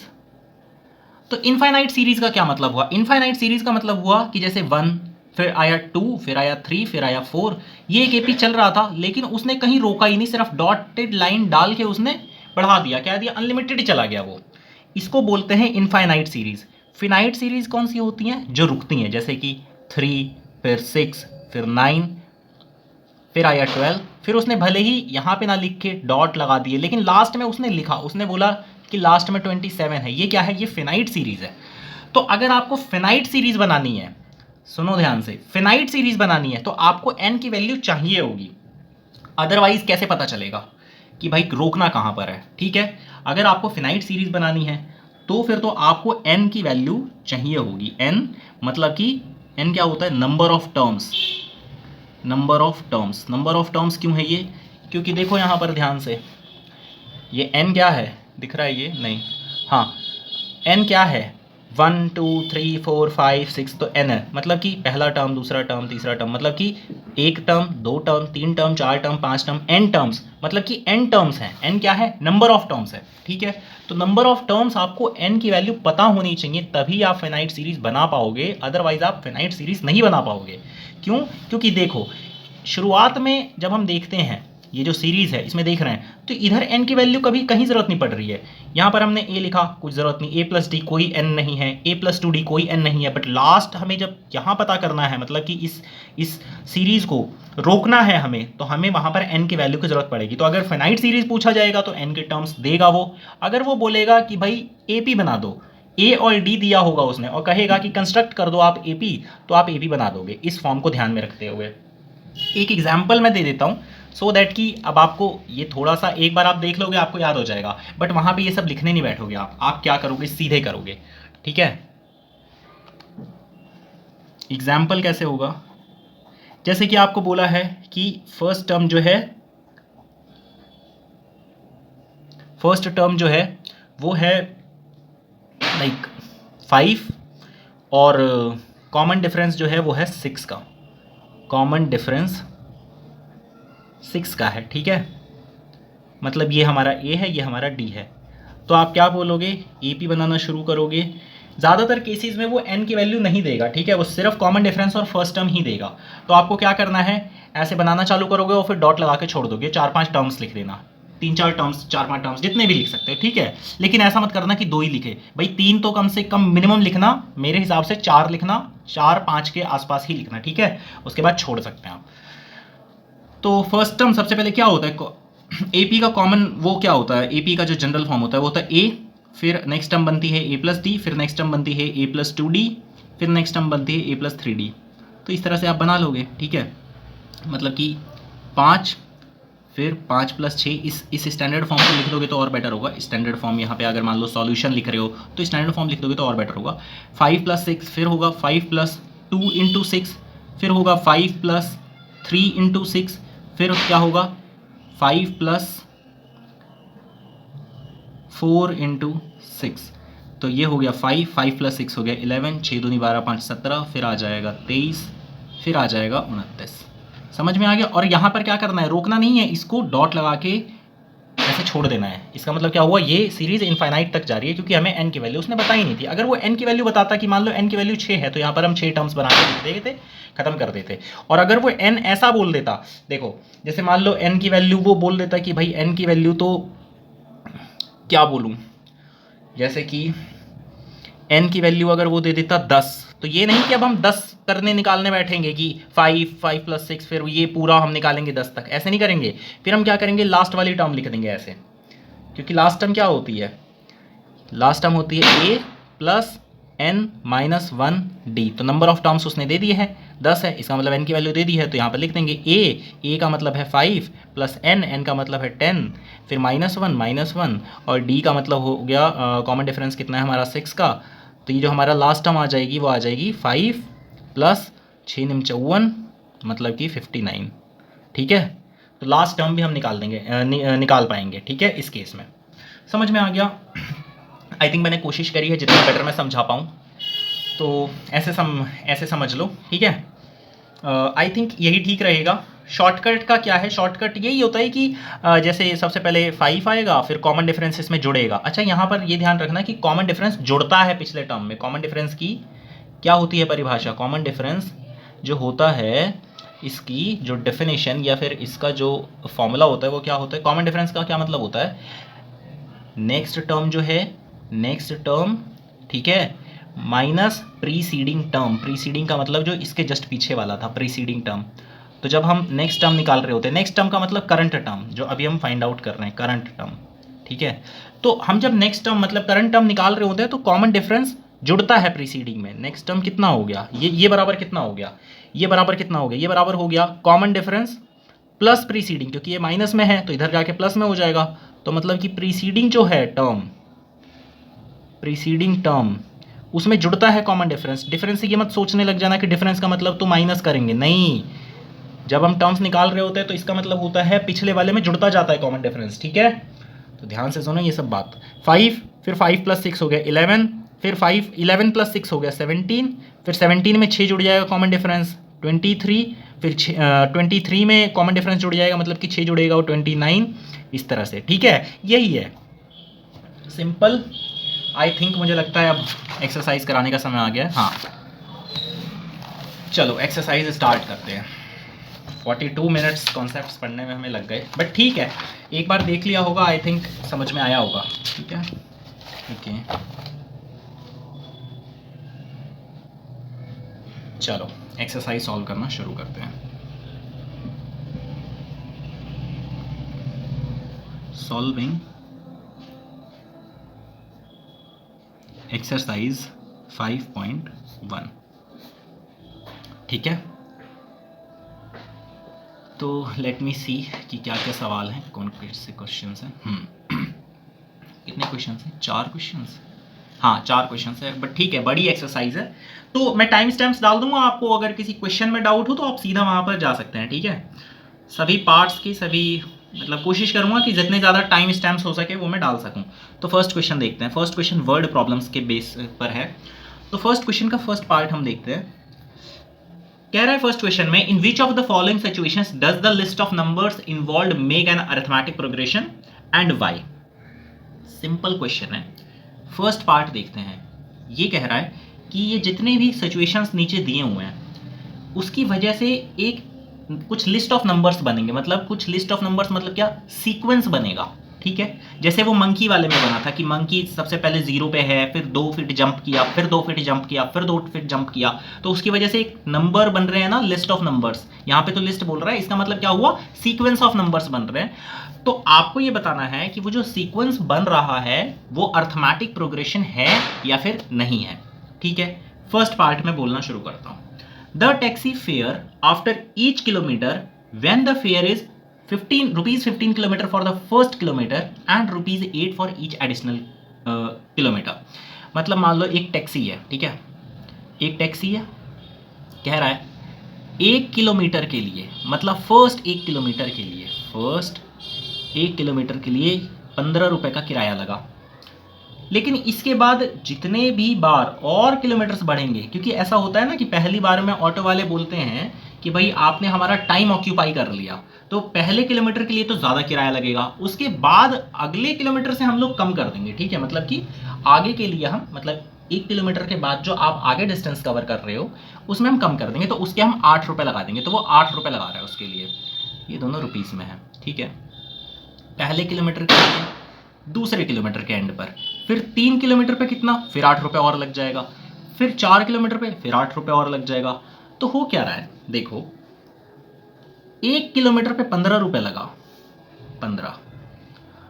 2 kilometre का किसी ने डिस्टेंस कवर किया, 2 किलोमीटर कोई जा रहा है तो कितना लगेगा, 15 तो लगेगा ही, 8 और लगेगा, 23 लग जाएगा। फिर अगर मान लो कोई 3 किलोमीटर जा रहा है तो 15 तो लगेगा ही, 8 ये भी लगेगा और 8 तीसरे किलोमीटर का भी लगेगा, 31 लगेगा। फिर इसी तरह से अब यहाँ पे 39 लगेगा, लगते जा रहा है। ये लिस्ट ऑफ नंबर्स बन रहे हैं हमारे। अब हमें ये बताना है कि ये एपी है या नहीं है। तो एपी की मैंने पहचान बताई है, चलो देखते हैं इसमें। एपी की पहचान क्या होती है, अगले नंबर में से पिछला नंबर घटाएंगे, सेम नंबर्स आने चाहिए, जिसको हम कॉमन डिफरेंस बोलते हैं। अगर वो इस चीज़ में हो गया, अगर इस लिस्ट में, इस लिस्ट ऑफ नंबर्स में या इस सीक्वेंस में वो फॉलो हो रही है कि इसमें से मैं इसको हटा रहा हूँ सेम आया, इसको इसमें से घटाया सेम आया, फिर सेम आया, इसका मतलब कॉमन डिफरेंस सेम है, मतलब कि डिफरेंस कॉमन है, डिफरेंस कॉमन है, इसका मतलब हमारा एपी है, अदरवाइज नहीं है। तो हम लिखते हैं लेट क्या करना है, या लेट क्या करना है, यहाँ पर लेट नहीं करना कुछ भी, हम तो सीधे, हमें तो पता ही है कि फेयर फॉर, हम सीधे लिख देंगे फेयर फॉर 1 किलोमीटर, 1 किलोमीटर के लिए फेयर कितना है, 15 रुपीज़ है। अब हम फेयर फॉर 2 किलोमीटर्स लिखेंगे, 15 प्लस 8 और जुड़ जाएगा 23 रुपीज़। फिर इसी तरह से फेयर फॉर 3 किलोमीटर्स, इसके लिए कितना हो जाएगा, 15 प्लस 8, 2 किलोमीटर, दूसरे किलोमीटर का 8 जुड़ेगा, फिर तीसरे किलोमीटर का और 8 जुड़ेगा, कितना हो गया, 31 रुपये। फिर फेयर फॉर 4 KMS, KMS मतलब kilometres, 15 plus 8 plus 8 plus 8 is equal to 39 rupees. और फिर हम यहाँ लिख देंगे and so on, and so on, मतलब कि हमें नहीं पता ना कि कितना जा रहा है, कुछ रोकने वोकने को तो उसने बोला नहीं, उसने तो सीधा सीधा बोल दिया, तो ये सो ऑन जाता रहेगा। This implies sequence formed, sequence formed क्या है, 15, सीक्वेंस या सीरीज भी बोलते हैं इसको, ठीक है, 15 फिर 23। अब यहाँ पर मैं रुपया नहीं लिखूंगा, नहीं क्या होगा, कन्फ्यूजन बढ़ेगा, और कन्फ्यूजन क्यों बढ़ाना है, ठीक है। सीक्वेंस फॉर्म्ड क्या हो रहा है, 15 प्लस 23, 15 देन 23, फिर 31, फिर 39, फिर इस तरह से सो ऑन जाता जा रहा है, ठीक है। चेकिंग कॉमन डिफरेंस, मतलब कि चेकिंग डिफरेंस हम चेक करेंगे, ठीक है, या फिर लिख लो चेकिंग कॉमन डिफरेंस लिख लो, इतना भी क्या है, ठीक है, चेक कॉमन डिफरेंस। तो D is equal to 23 minus 15, 23 minus 15 पे हमने चेक किया 8 आया। फिर D is equal to 31 minus 23 किया, 31 माइनस 23 किया, 8 आया। फिर D इज इक्वल टू 39 वाले में से माइनस किया 31, कितना आया, 8 आया।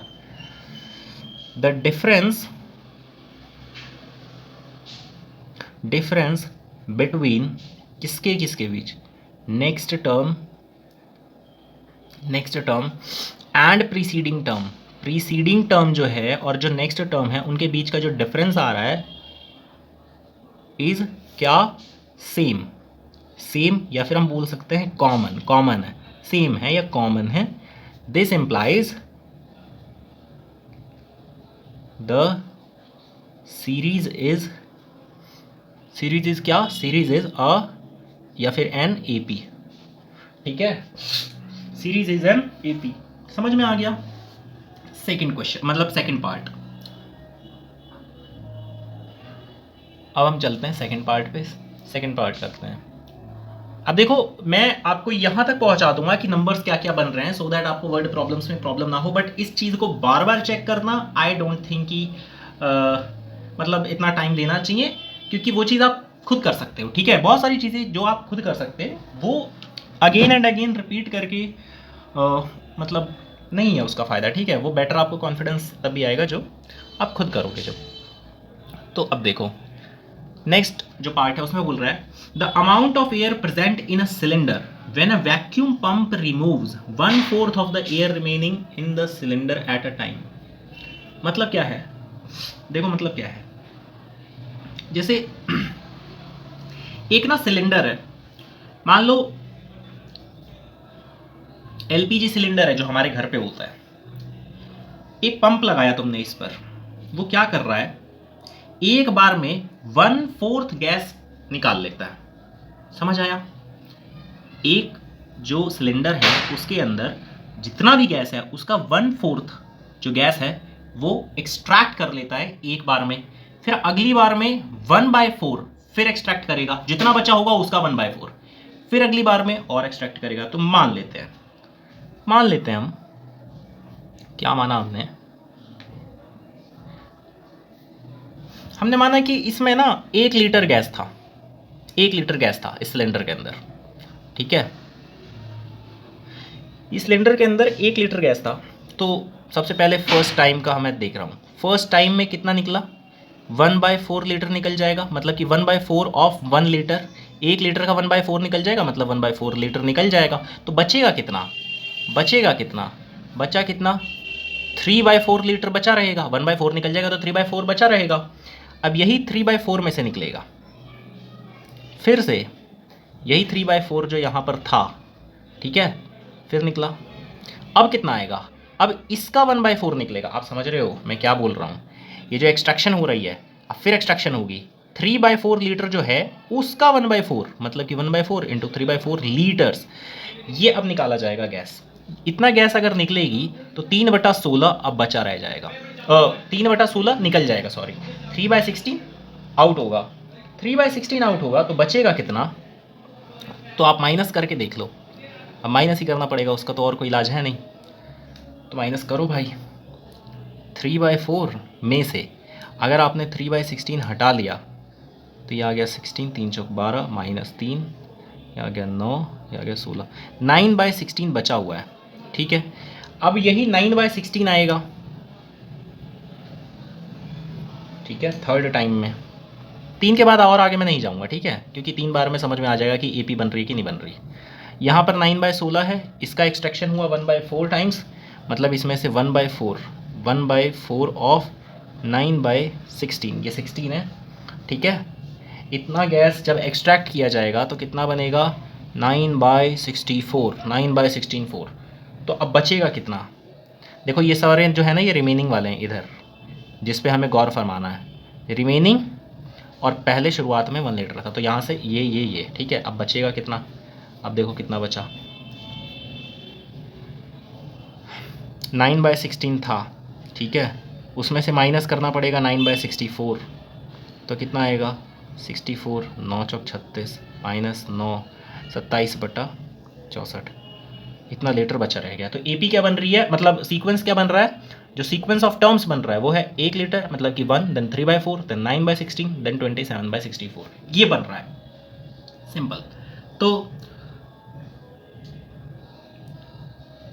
गैस एट द बिगिनिंग, मतलब बिगिनिंग में कितना है gas at the beginning in cylinder में बिगिनिंग पे कितना गैस है, तो सपोज हम कर लेते हैं, सपोज करना पड़ेगा, क्योंकि इसने ऐसा कुछ बोला नहीं ना कि 1 लीटर है या 2 लीटर है, 5 लीटर है, 1000 लीटर, कुछ नहीं बोला, तो हमें सबसे पहले तो सपोज करना पड़ेगा। तो suppose gas at the beginning in cylinder is how much is 1 litre. Gas present लिखना चाहिए, प्रेजेंट, ठीक है, अपना देख लेना वो, ठीक है, प्रेजेंट इन सिलेंडर, ठीक है, इज 1 लीटर। फिर हम देखेंगे gas remaining after first time extraction, पहली बार जब एक्सट्रैक्शन होता है, एक्सट्रैक्शन बाय पंप, तो कितना जा रहा है, 1 माइनस 1 का 1/4, तो ये आ जाएगा 3/4, ठीक है। मतलब 1 तो था, उसमें से 1 लीटर का 1/4 एक्सट्रैक्ट कर देगा, 3/4 आ गया। नेक्स्ट करते हैं, फिर से लिखेंगे हम gas remaining after second extraction, ठीक है, सेकेंड एक्सट्रैक्शन पर तो कितना था, देखो 3/4 तो बचा था, और माइनस करेंगे फिर 1/4, इस 3/4 जो बचा है उसका 1/4 वो और बाहर कर देगा। तो अब कितना बचा हमारे पास, 9/16 बचता है ना, 9/16। फिर लिख देंगे इसी तरह से gas remaining after third extraction, कितना बचेगा, 9/16 पहले था, उसका 1/4 और बाहर आ जाएगा, 9/16 आ जाएगा, इज इक्वल टू कितना बचा था देख लेते हैं, 27/64, 27/64। तो सीक्वेंस फॉर्म्ड हमें पता लग गया है। This implies the sequence formed, इसका मतलब क्या हुआ, जो सीक्वेंस बन रही है वो क्या है, 1 देन 3/4 देन 9/16 देन 26/64 देन चलता रहेगा। अच्छा ये बताओ चलता रहेगा या 0 पे रुकेगा, थोड़ा दिमाग लगाओ, सवाल है तुमसे, ठीक है, लिखना कमेंट्स में देखूंगा। ये बताओ कि ये जो सीरीज़ है ये चलती रहेगी या फिर रुक जाएगी, मैं जवाब इसमें आपको दूंगा नहीं, ठीक है, आप कमेंट्स में सोच के देना, ठीक है, सोचना है बस, आपको सोच के आपको पता लग जाएगा कि ये सीरीज जो है वो चलती रहेगी या नहीं चलेगी, और चलती रहेगी तो साथ में रीज़न भी लिख देना, ठीक है, सो दैट अदरवाइज तो 50% प्रोबेबिलिटी है ना कि आप सही हो जाओगे। चलती रहने का मतलब क्या हो गया, चलती रहने का मतलब इसमें गैस कभी खत्म ही नहीं होगी, हिंट दे देता हूँ, और अगर इस सीरीज को रुकना है इसका मतलब लास्ट में 0 गैस बचेगी, गैस पूरा ही एक्सट्रैक्ट कर लेगा वो, तो इसका मतलब 0 बचेगा, तो इसका मतलब ये फिनाइट हो जाएगी, और अगर वो पूरी गैस को कभी एक्सट्रैक्ट ही नहीं कर पाएगा तो इसका मतलब इनफाइनाइटली चलती रहेगी। तो वो जवाब आप देना कि क्या होगा अकॉर्डिंग टू सिचुएशन। अब हम आगे चलते हैं, सीक्वेंस फॉर्म्ड हो गया, कॉमन डिफरेंस निकालते हैं, कॉमन डिफरेंस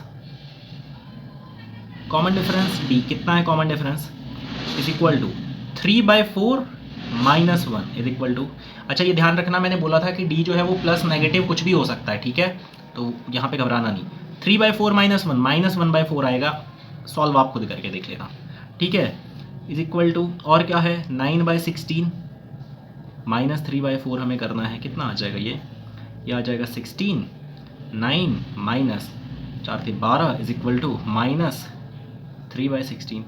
तो -1/4 आ रहा है एक जगह -3/16 है, तो मैं आगे चेक क्यों करूँ, जब यही कॉमन डिफरेंस अगर चेंज हो गया तो फिर आगे चेक करने का मतलब ही नहीं है। दिस इंप्लाइज कि common difference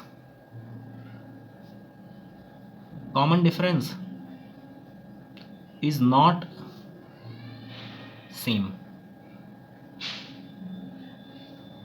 same for all terms, for all combination of,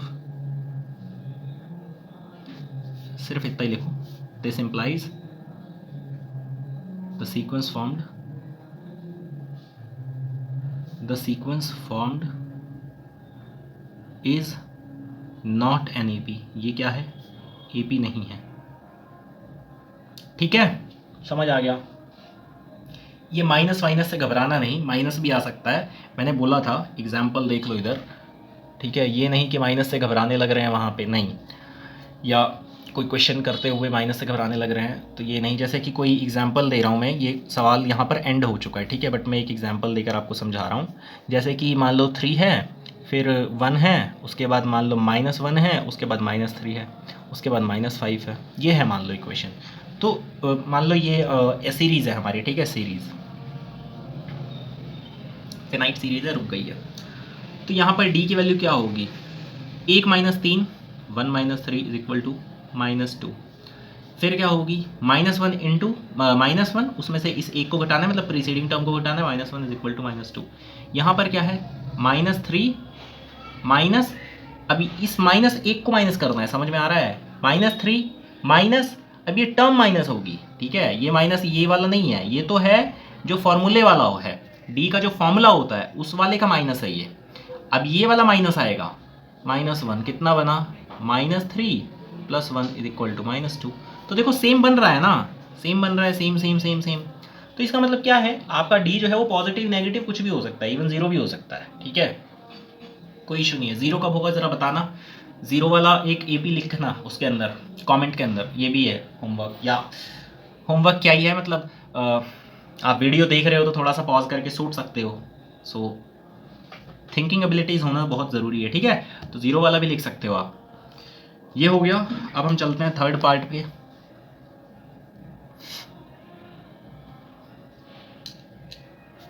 भी करना होगा। ओके, थर्ड पार्ट में क्या बोल रहा है, कह रहा है the cost of digging a well after every metre of digging when it costs ₹150 for the first metre and rises by 50 for each subsequent metre. मतलब क्या है, एक गड्ढा खोदना है, ठीक है, जैसे एक ये पिट करना है, पिट डिग करना है, ये जो पिट है या जो वेल है उसको डिग करने का चार्ज जो लग रहा है, जैसे 1 मीटर तक कोई डिग करने का मांग रहा है उससे 150 रुपये, ठीक है। अब यहाँ पर थोड़ी सी भाषा ये समझ नहीं आ रही कि rises by 50 rupees for each subsequent metre.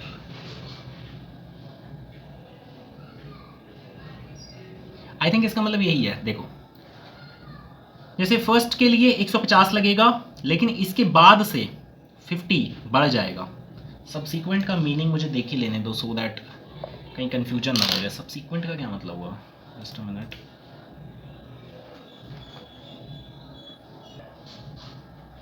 ठीक है, देखो समझ गया मैं कि सब्सिक्वेंट का मतलब क्या है। सब्सिक्वेंट का मतलब है कि फर्स्ट मीटर को डिग करने के लिए 150 रुपये लगेंगे, ठीक है। जस्ट अ मिनट, मुझे एक बार फोकस लॉक कर लेने दो, अदरवाइज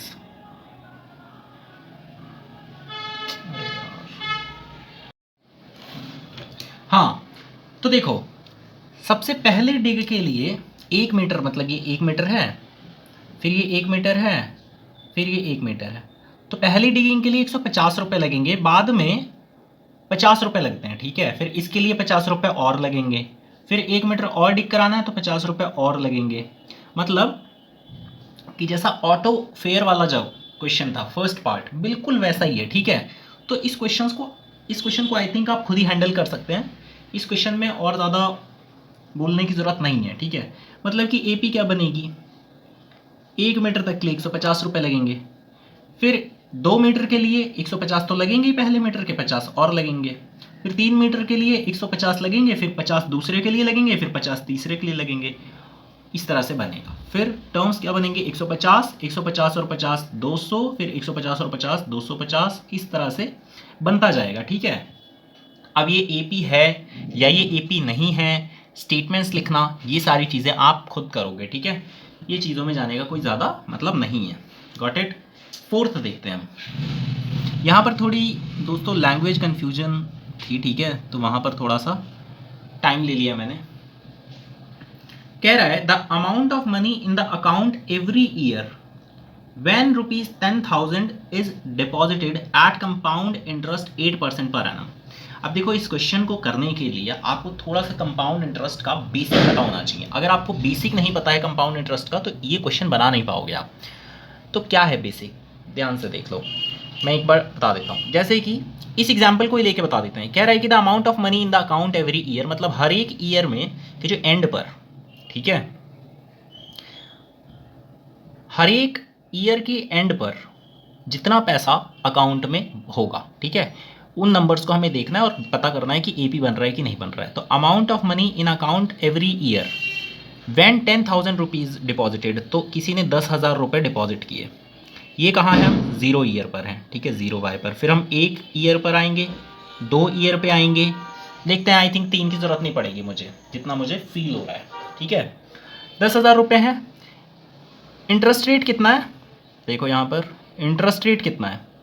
इंटरेस्ट रेट जो उसको मिलेगा, डिपॉजिटेड है ना, हाँ लोन नहीं है, ठीक है, मतलब कि इंटरेस्ट मिलेगा उसको, तो वो क्या है 8% पर एनम, PA बोलते हैं इसको, पर एनम। 8% पर एनम का मतलब हो गया जितना भी रुपया होगा। कंपाउंड का मतलब ही यही होता है कि आज मैंने 10,000 रुपये डाला, अगले साल मुझे 5% ब्याज मिला, मतलब कि 10,000 पे 5% मिला, या मान लो 8% मिला, तो कितना मिला, 10,000 तो पहले से ही था, 800 रुपये इंटरेस्ट के भी मिल गए, मतलब 10,000 का 8% कितना हुआ, 800 रुपये। 800 रुपये मुझे इंटरेस्ट के भी मिल गए, तो ये कितना हो गया, 10,800। अब क्या है, 10,800 तो ऑलरेडी है, ठीक है, इसके ऊपर 8% और मिलेगा। किसका 8%, जो पहले था, जो अभी बचा हुआ था। जैसे 10,000 था, 10,000 का 8% मिला, 10,800 हो गया। अब इसका 8% मिलेगा, तो इसका 8% कितना होता है, इसका 8% जो होगा वो मैं कैलकुलेट कर लेता हूँ साइड में। 108 इंटू 8 468, इसका मिलेगा 864 रुपये, ठीक है। तो 864 और मिला, तो अब ये जुड़ेगा 4 6 6 1 1, अब ये आ गया, ठीक है। तो इसका मतलब सबसे पहले 10,000 रुपये था, फिर 10,800 हो गया, फिर 11,664 हो गया। समझ आ गया, यही 3 नंबर हैं। अभी देखो इसी में पता लग जाएगा, ठीक है, क्योंकि कंपाउंड इंटरेस्ट में कभी ऐसा होगा ही नहीं, सिंपल इंटरेस्ट में एपी बनेगा, क्योंकि कंपाउंड में क्या हो रहा है, उतना ही नहीं बढ़ रहा है। 8% अगर यहाँ पे जो 8% बढ़ा, देखो यहाँ पर जो 8% बढ़ा, अगर इसी बेस पे 8% यहाँ बढ़ता, मतलब ये जो 8% बढ़ता वो इसी बेस पे बढ़ जाता, मतलब वो जो 8% कैलकुलेट होता, अगर वो इसी 10,000 पे कैलकुलेट होता, तब तो ये बनता जाता है, सेम चलता, क्योंकि यहाँ से 10,000 का 8% निकाला, 800 आया, फिर 8% निकालते 10,000 पे तो 800 आता, फिर 8% निकालते 800 आता, तो इसका मतलब 800 बढ़ता रहता, तो इसका मतलब एपी बनी रहती है, ठीक है। बट यहाँ क्या हुआ, 10,000 पे 8% निकाला तो 10,800, अब इस पे 8% निकालेंगे तो इधर बढ़ा खाली 800, और इधर कितना बढ़ गया, इधर 864 बढ़ गया। समझ रहे हो, तो कॉमन डिफरेंस कहाँ है, ये तो अलग अलग बढ़ रहा है। अगर सेम बढ़ता रहता है, जैसे एपी क्या होता है, एक टर्म होती है, फिर उसमें कुछ सेम बढ़ता है, उसमें जितना भी बढ़ता है डी प्लस होता है, फिर और उतना ही और बढ़ जाता है, फिर उतना ही और बढ़ जाता है, उसको एपी बोलते हैं ना। इधर क्या हो रहा है, इधर तो अलग अलग बढ़ रहा है, तो हमें पहले ही पता है कि यहाँ पर एपी बनेगी नहीं, तो इसीलिए मैं तीसरे टर्म में जा नहीं रहा हूं। अगर आप चाहो तो जा भी सकते हो, कोई इश्यू नहीं है, बट इसका फिर 8% कैलकुलेट करना पड़ेगा और उसको और आगे सॉल्व करना पड़ेगा, तो वो थोड़ा कॉम्प्लिकेटेड हो जाएगा। सिर्फ समझ जाओ, ध्यान रखो कि कंपाउंड इंटरेस्ट में ऐसा कभी नहीं होता। सिंपल इंटरेस्ट क्या होता है, सिंपल इंटरेस्ट का मतलब होता है जितने पैसे आपने लिए थे या जितने पैसे आपने बैंक में जमा कराए हैं उसी पर हर साल इंटरेस्ट मिलेगा आपको। 10,000 कराए हैं, 5% बैंक दे रही है, तो 10,000 पे 5%, फिर 10,000 पे ही 5%, फिर तो उसमें क्या होता है, एक सेम अमाउंट बार बार बढ़ता है। कंपाउंड इंटरेस्ट में क्या होता है, ऐसा नहीं होता है। कंपाउंड इंटरेस्ट में क्या होता है, बहुत ही ज़्यादा बढ़ने लग जाती है रकम, ठीक है। तो इसीलिए एक और चीज़ बोलते हैं, सुन लो क्या हो गया, मतलब कि सुन लो, फाइनेंशियली विजडम वाइज होने के लिए भी ये ज़रूरी है। देखो कंपाउंडिंग का क्या मतलब होता है, कभी भी कंपाउंड इंटरेस्ट पे लोन मत उठाना। जैसे कि ये जो क्रेडिट कार्ड्स होते हैं, ठीक है, credit cards, so I personally don't like them, ठीक है।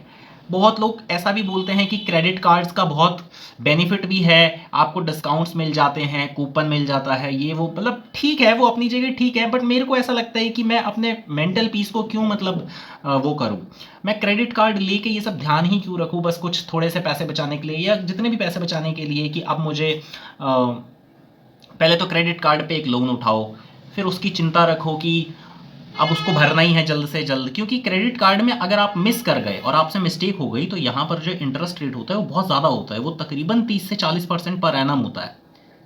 आप समझ रहे हो, 30 से 40% एनम जो होता है, और ये भी कंपाउंड इंटरेस्ट होता है। तो अगर कंपाउंड इंटरेस्ट आपने 30 से 40% का उठा लिया क्रेडिट कार्ड पे, तो ये अगर आप 1-2 साल या 3 साल मिस कर दो तो आप इसको फिर कभी भी पूरा कर ही नहीं पाओगे, क्योंकि वो कंपाउंड बहुत तेजी से बढ़ने लग जाता है। इसी को बोलते हैं power of compounding. Albert Einstein ने यहाँ तक बोला था कि दुनिया का 8वां आश्चर्य है कंपाउंडिंग, ठीक है। तो कभी भी I don't like credit cards या फिर लोन वगैरह इस तरह की चीज़ें आई डोंट लाइक। सजेस्ट करूँगा कि आपको भी ऐसा नहीं करना चाहिए, बाकी तो सब आपकी मर्जी है, ठीक है। तो फोर्थ में अब हम स्टेटमेंट लिख के सॉल्व करना चालू करते हैं। वैसे मुझे लग रहा है कि थर्ड का भी हमें निकाल ही लेना चाहिए, बट क्योंकि वो क्या पता बोल सकता है। चलो देखते हैं। अमाउंट या initial amount in the bank, यहीं से शुरू कर लेते हैं सो दैट हमें 3 टर्म मिल जाएगी, ठीक है। Initial amount deposited in bank, initial amount deposited in bank कितना है, इज इक्वल टू 10,000 रुपये, ठीक है। Amount at the end of 1 year, एक साल जब बीत जाएगा तब कितना हो जाएगा, 10,000 तो पहले से था, 8% उसको ब्याज भी मिलेगा। तो 8% का मतलब 8% का मतलब डिवाइडेड बाय 100 ऑफ क्या, ऑफ इनिशियल अमाउंट, ऑफ मतलब ये multiplied initial amount, this will be 10,800। समझ आ गया। फिर amount at the end of 2 years, 2 years कितना हो जाएगा, देखो पहले से ही 10,800 रुपये थे, प्लस हुआ 8% का मतलब 8/100 इंटू फिर इसके ऊपर 8% का ब्याज मिलेगा इसके ऊपर, तो 10,800। तो ये हमारा कितना आया था, ये आया था हमारा 11,664 आई थिंक, या 11,664। सो द सीरीज फॉर्म्ड, जो सीरीज बन रही है वो क्या बन रही है, series formed is how much, 10,000, फिर आया 10,800, फिर आया 11,664। अब ये वाली एपी रुकेगी या नहीं रुकेगी, ये तो बहुत ईजी है, ये तो बता दोगे कि रुकेगी कि नहीं रुकेगी। अगर ये पैसे जमा करके रखेगा तो उसको इंटरेस्ट मिलता जाएगा, तो क्यों रुकेगी, बढ़ते ही जाएंगे ना पैसे। इसी तरह से कंपाउंडिंग जो है वो आपको अमीर भी बना सकती है और आपको गरीब भी बना सकती है। अमीर का मतलब, मेरा कहने का मतलब है वेल्दी बना सकती है, रिच नहीं, वेल्दी, ठीक है। तो वेल्दी भी बना सकती है और एक्सट्रीमली पुअर भी बना सकती है। अगर आपके पास लोन है जिस पर कंपाउंड इंटरेस्ट लगा हुआ है और आप मतलब अवेयर नहीं है, तो वो फिर बहुत ही बुरी तरह से आपको मतलब डिस्ट्रॉय भी कर सकती है, ठीक है। और अगर आपने इन्वेस्टमेंट्स की हुई हैं और अगर उस पर आपको कंपाउंड इंटरेस्ट मिल रहा है, तो फिर आप बहुत रिच भी हो सकते हैं लॉन्ग टर्म में, क्योंकि ये जैसे जैसे ये कंपाउंड इंटरेस्ट बहुत बड़ा होने लग जाता है, कब, जितना ज़्यादा इसको टाइम मिलता है उतना ज़्यादा बड़ा हो जाता है। तो ज़्यादा समय तक के लिए अगर आप इन्वेस्टमेंट करोगे तो क्या होगा, आप वेल्थ की तरफ बढ़ने लग जाओगे, ठीक है। बाकी अब हम क्वेश्चन पर आते हैं।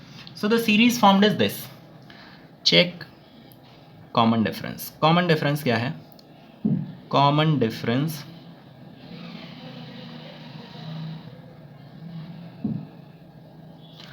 Check common difference, common difference निकालते हैं। डी इज इक्वल टू, देखो next term 10,800 minus 10,000 is equal to कितना आया, यहाँ पर आया है 800 रुपीज़, ठीक है। And D is equal to, अगले में क्या हो गया, 11,664 माइनस 10,800, अब क्या हुआ, अब आ रहा है 864। Common difference is not same, common difference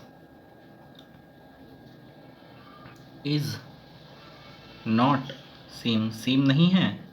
इसका मतलब क्या हुआ, this implies, what does it imply, it implies the sequence formed is not an AP।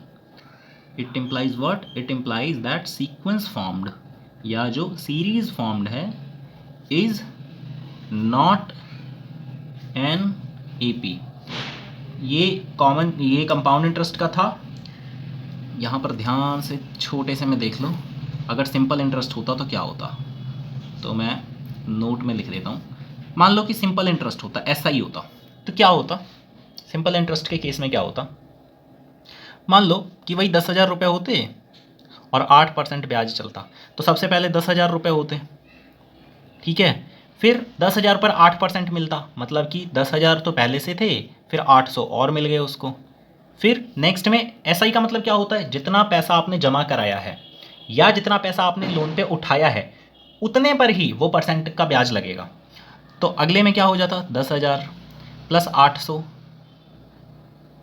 ये अभी कहाँ है, ये तो अभी यहाँ पे है, अभी इस पे ब्याज भी मिलेगा, लेकिन ब्याज मिलेगा कितने पर ही, इतने पर ही, इतने पर ही ये वाला भी मिला और इतने पर ही अब यहाँ भी मिलेगा। यहाँ पे कितना मिलेगा, यहाँ पर भी 800 मिलेगा, तो यहाँ पर भी सेम मिलेगा। तो नंबर्स क्या बन रहे हैं, 10,000, फिर 10,000 प्लस 800 10,800, फिर 10,800 और 800 10,1600, 10,1600, ठीक है। ये इस तरह से आगे एपी चलती रहती और डिफरेंस कितना निकल के आता, इधर भी डिफरेंस 800 निकल के आता, इधर भी डिफरेंस 800 निकल के आता, तो एसआई जो होता है उधर एपी बन जाती है, ठीक है। बाकी ध्यान से देख लेना, क्या पता कुछ उसने और भी मतलब किसी तरह से सिचुएशन को मतलब ऐसे ट्विस्ट कर दिया हो, तो हो सकता है क्या पता उधर भी ना बने, बट जनरली सिंपल इंटरेस्ट के अंदर एपी बन जाएगी, ठीक है।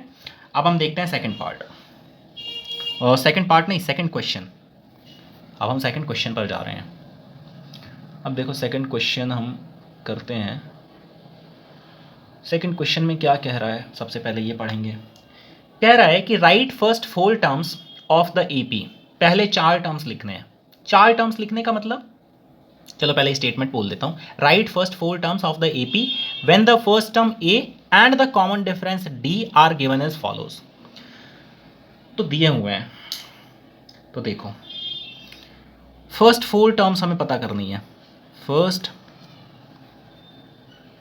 4 टर्म्स, तो फर्स्ट 4 टर्म्स का मतलब हमें n की वैल्यू दी है 4। फिर कहता है कि AP बनानी है, और AP के लिए हमें क्या क्या चाहिए होता है, A चाहिए होता है, D चाहिए होता है, मतलब फर्स्ट टर्म चाहिए होती है, और D कॉमन डिफरेंस चाहिए होता है। तो उसने वो सब भी बता रखा है, अलग अलग पार्ट्स के लिए अलग अलग है, ठीक है। बट 4 टर्म्स आपको पता करनी है, तो फर्स्ट पार्ट करते हैं। तो अब हम देखते हैं, इसमें गिवन है, देखो गिवन है, क्या गिवन है, गिवन है कि A की वैल्यू जो है फर्स्ट टर्म A की वैल्यू है 10, कॉमन डिफरेंस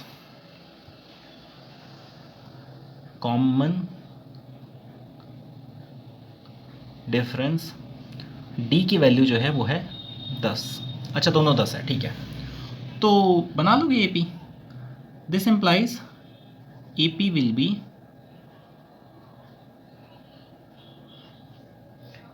बी डायरेक्ट लिख लो या ये लिख लो, चलो अगर 2-3 नंबर का होगा तो भाई थोड़ा अच्छे से लिख दो। Standard form we know standard form of AP, क्या होता है स्टैंडर्ड फॉर्म, A, फिर क्या होता है A प्लस D, फिर क्या होता है A प्लस 2D, फिर क्या होता है, बार बार नहीं लिखेंगे, A plus N minus 1D।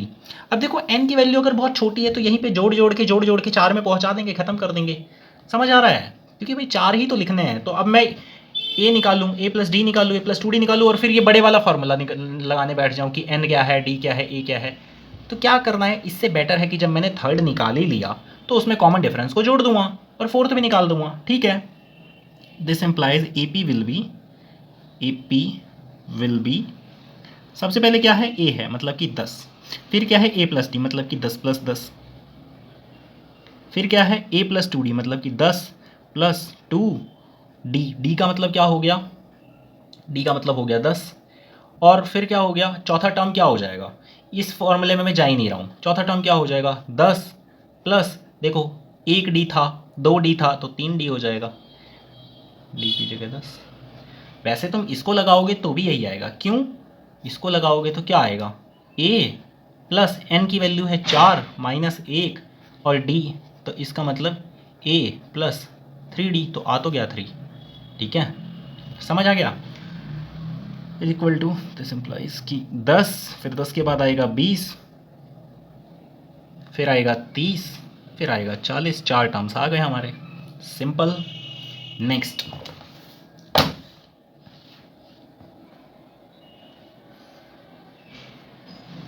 Second part, ए की वैल्यू है -2, डी की वैल्यू है 0।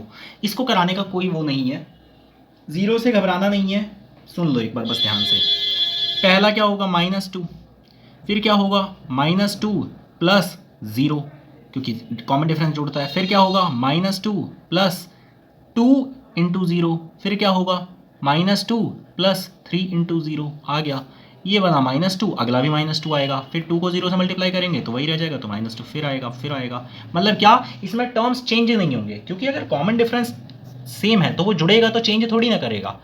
तो ये बन जाएगी, ठीक है, ये रुकेगी क्योंकि 4 ही टर्म्स बताने, ठीक है। तो ये हो गया आपका थर्ड। देखो अब आप कैसे लिखोगे वो आप फर्स्ट एग्जाम्पल से देख सकते हो। थर्ड क्या है, थर्ड है a is equal to 4 and d is equal to -3। अब देखो यहाँ पर कॉमन डिफरेंस नेगेटिव में है तो भी कोई फ़र्क नहीं पड़ता है। नेगेटिव का मतलब क्या होता है कि ये कॉमन डिफरेंस जब जुड़ेगा प्लस -3 आएगा तो इसका मतलब अल्टीमेटली घटने लग जाएगा 3, ठीक है, अल्टीमेटली 3 घटने लग जाएगा।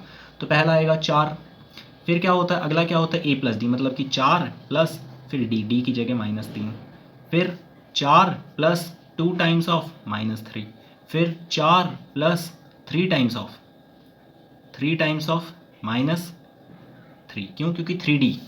तो 4 फिर आ जाएगा 4 -3, फिर आ जाएगा 4 माइनस 2, तो ये कितना हो जाएगा 6, फिर क्या हो जाएगा 4 माइनस 3 इंटू 3 9, तो कितना हो जाएगा 4 माइनस 3 -1, 4 माइनस 6 -2, 4 माइनस 9 -5, यही बन जाएगी आपकी AP, ठीक है। नेक्स्ट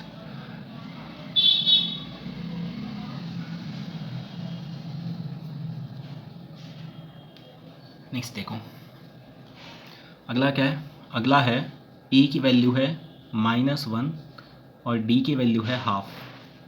अब देखो वो बार बार डराने की कोशिश कर रहा है कि कभी फ्रैक्शन में लेके जा रहा है, कभी माइनस में लेके जा रहा है, अगले पार्ट में इवन पॉइंट के अंदर मतलब डेसिमल्स के अंदर लेकर चले जाएगा, तो उससे आपको परेशान नहीं होना है। देखो ठीक है, अब आप इतने तो हो ही गए हो बड़े कि ये सब आप कर लोगे, ठीक है। तो a क्या होगा -1, फिर क्या होता है a प्लस डी होता है, फिर a प्लस 2d होता है, फिर a प्लस 3d होता है, इस तरह से बढ़ता है और लास्ट में आ जाता है a प्लस n-1d। तो यहाँ देखो ये है a, अब a प्लस डी मतलब कि -1 प्लस 1/2, ठीक है। फिर क्या होता है -1 प्लस 2 टाइम्स ऑफ d मतलब 1/2, फिर क्या होता है -1 प्लस 3 टाइम्स ऑफ d मतलब 1/2। अब इसको आप सॉल्व कर लेना, या आप सॉल्व कर लेना, ठीक है। ये सब सॉल्व कराने लायक चीज़ें नहीं है, देखो ये बहुत छोटी छोटी चीज़ें हैं, ये सब सॉल्व नहीं करवाया जाएगा, ठीक है। फिर a इज इक्वल टू है -1.25 and d is equal to जो है -0.25 है। नाउ लिसन, फर्स्ट है टर्म -1.25, ठीक है। अगली टर्म क्या होगी, a में मतलब कि -1.25 में जुड़ेगा, क्या जुड़ेगा, d जुड़ेगा। d कौन है, -0.25 है d, तो ये आया। फिर इसी तरह से -1.25 प्लस, पर इस बार 2 टाइम्स ऑफ d जुड़ेगा तो -2 टाइम्स ऑफ -0.25, गॉट इट। फिर अगला टर्म -1.25 प्लस माइनस, यहाँ पर 3 भी है, प्लस 3 टाइम्स ऑफ -0.25, ठीक है। तो इसका आंसर निकाल सकते हो आप, कैसे निकालोगे देख लेना, मतलब निकाल लोगे ये, देखो मैं बता देता हूँ। -1.25 फिर आएगा -1.25 -0.25 मतलब कि -1.5, फिर आएगा -1.5 प्लस 2, ये कितना हो जाएगा, ये कितना हो जाएगा, देखो ये हो जाएगा, this will be -0.5, so it will be, I think it will be -1.75 और ये आई थिंक -2 के बराबर हो जाएगा, ठीक है। यही बनेगा AP आपका, खत्म हो गया, सेकंड क्वेश्चन खत्म हो गया। थर्ड क्वेश्चन पर आते हैं।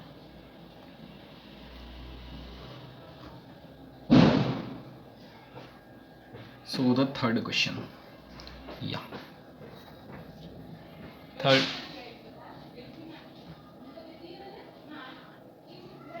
थर्ड क्वेश्चन देखो, थर्ड क्वेश्चन क्या है, कह रहा है for the following APs right the first term and the common difference.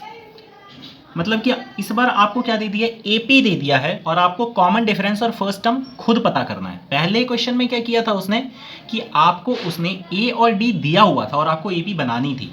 इस बार उसने एपी दी है और आपको कॉमन डिफरेंस और फर्स्ट टर्म पता करना है। तो ये तो बिल्कुल ही सिंपल क्वेश्चन है, इसमें तो कुछ भी नहीं करना है, इसमें तो मतलब कंस्ट्रक्ट भी नहीं करना है कि बार बार प्लस माइनस करना है। इसमें तो सिर्फ फर्स्ट टर्म देखना है। फर्स्ट टर्म का मतलब जो पहला टर्म होगा, जो पहला टर्म हो जाएगा वही फर्स्ट टर्म हो जाएगा और नेक्स्ट टर्म में से पहला टर्म घटा देंगे तो कॉमन डिफरेंस हो जाएगा, क्योंकि उसने पहले ही बोला हुआ है कि ये सारे एपी हैं। ठीक है, for the following APs right the first term and the common difference.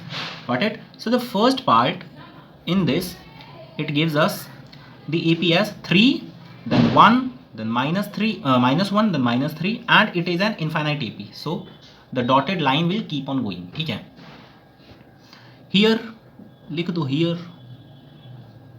first term A is equal to 3, last common difference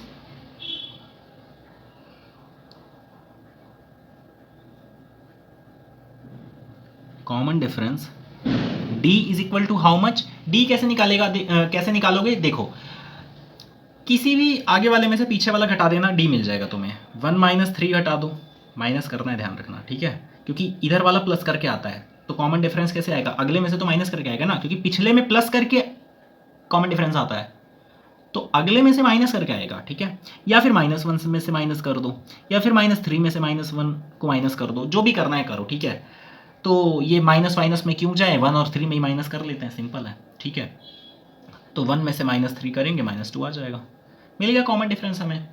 second question आपको, आई थिंक, मेरे को लगता है इसके बहुत सारे सवाल आप स्वयं कर दोगे। -5, फिर है -1, फिर ये है 3, फिर ये है 7, फिर ये भी इनफाइनाइट एपी है। ठीक है, तो यहाँ पर जो फर्स्ट टर्म हो गया वो हो गया -5, ए हो गया -5 और जो डी हो गया वो क्या हो गया माइनस। अच्छा, इसमें 7 में से 3 घटा लेते हैं, सिंपल, क्योंकि प्लस में रख सकते हैं, नहीं तो इधर भी घटा सकते हैं। देखो 7 - 3 करोगे कितना आएगा, 4। या फिर ये भी कर सकते हो कि -5 में से माइनस किया किसको, नहीं -5 नहीं, -1 में से माइनस किया किसको, उसके पहले वाले टर्म को। उसके पहले वाला टर्म है -5, तो इज इक्वल टू कितना आएगा, -1 माइनस +5 इज इक्वल टू 4। तो सेम ही आएगा, आप कहीं पर भी माइनस कर लो, बस अगले में से जस्ट पिछले वाला माइनस करना। ठीक है, ठीक है, सेकंड क्वेश्चन हो गया।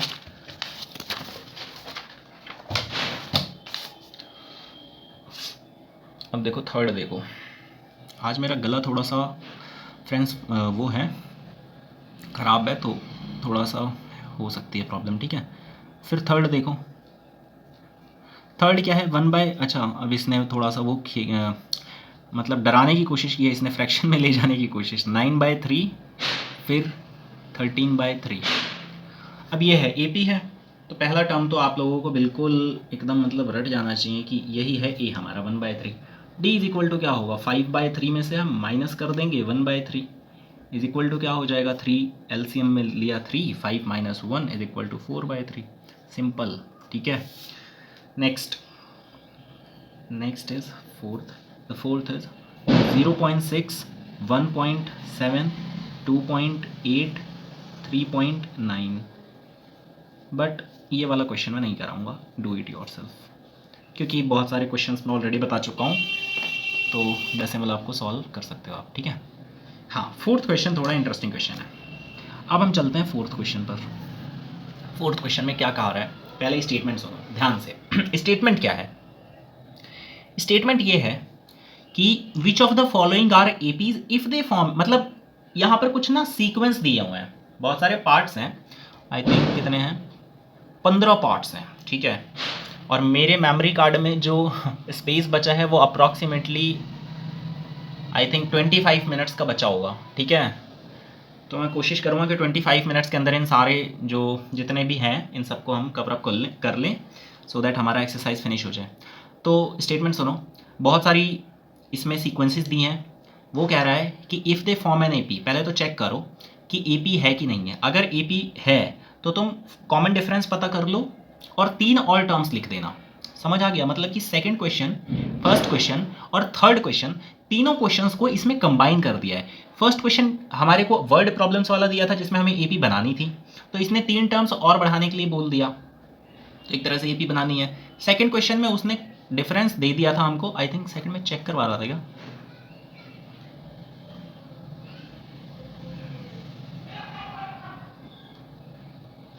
नहीं चेक तो इसी में करवा रहा है, इसमें वो चेक करवाएगा,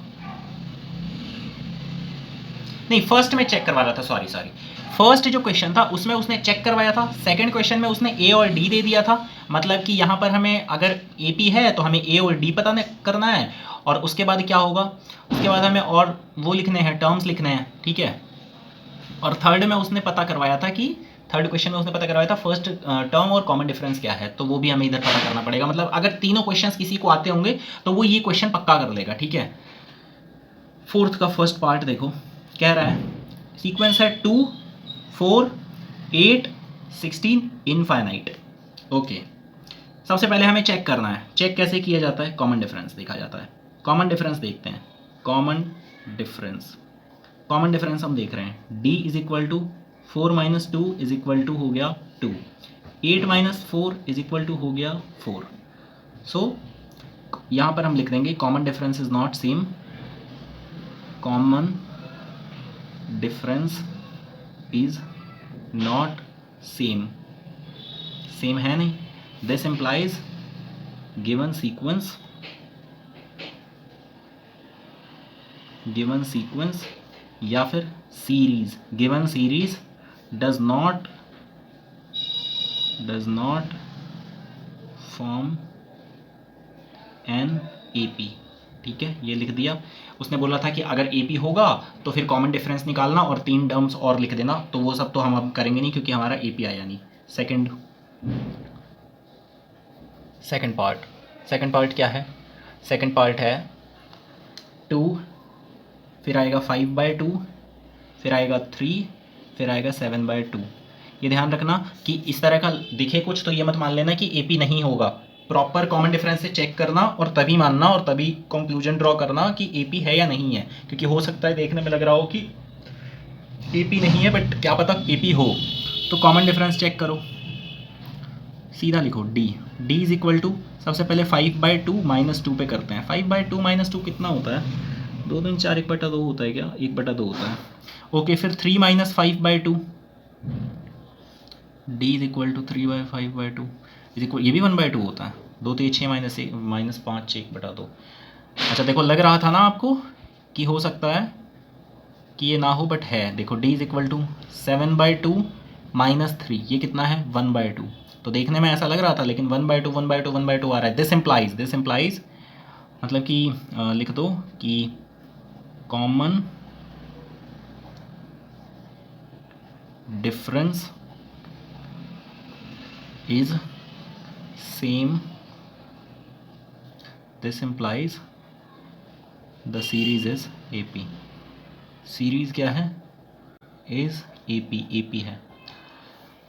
अब देखो कॉमन डिफरेंस, नाउ हमें कॉमन डिफरेंस फाइंड आउट करना था, तो कॉमन डिफरेंस तो हमने निकाल ही लिया है 1/2 पहले ही, मतलब हमने अगर कोई AP होगा तो कॉमन डिफरेंस तो हम निकाल ही चुके होंगे, तो उसकी चिंता नहीं करनी है। Common difference is equal to 1/2, next 3 terms लिखने हैं ना हमें, देखो नेक्स्ट 3 टर्म्स कैसे निकालेंगे, कितना है, देखो 7/2 से चालू करते हैं हम, 7/2 से, जैसे 2, फिर था 5/2, फिर था 3 और फिर था 7/2। अब हम आगे लिखते हैं तो 7/2 से स्टार्ट होगा, ठीक है, कॉमन डिफरेंस 7/2 पे जोड़ रहा हूँ मैं, इधर वाला रहने दो। मतलब AP में ये ध्यान रखना, सुनो ध्यान से, नहीं तो मिस्टेक कर जाओगे आप। यहाँ तक आपको समझ में आया, हमने कॉमन डिफरेंस 1/2 निकाल लिया, नेक्स्ट 3 टर्म्स लिखना है तो हमें 2 5/3 3 और 4, यहाँ तक तो हमें ऑलरेडी पता है, यहाँ तक पता है, ठीक है।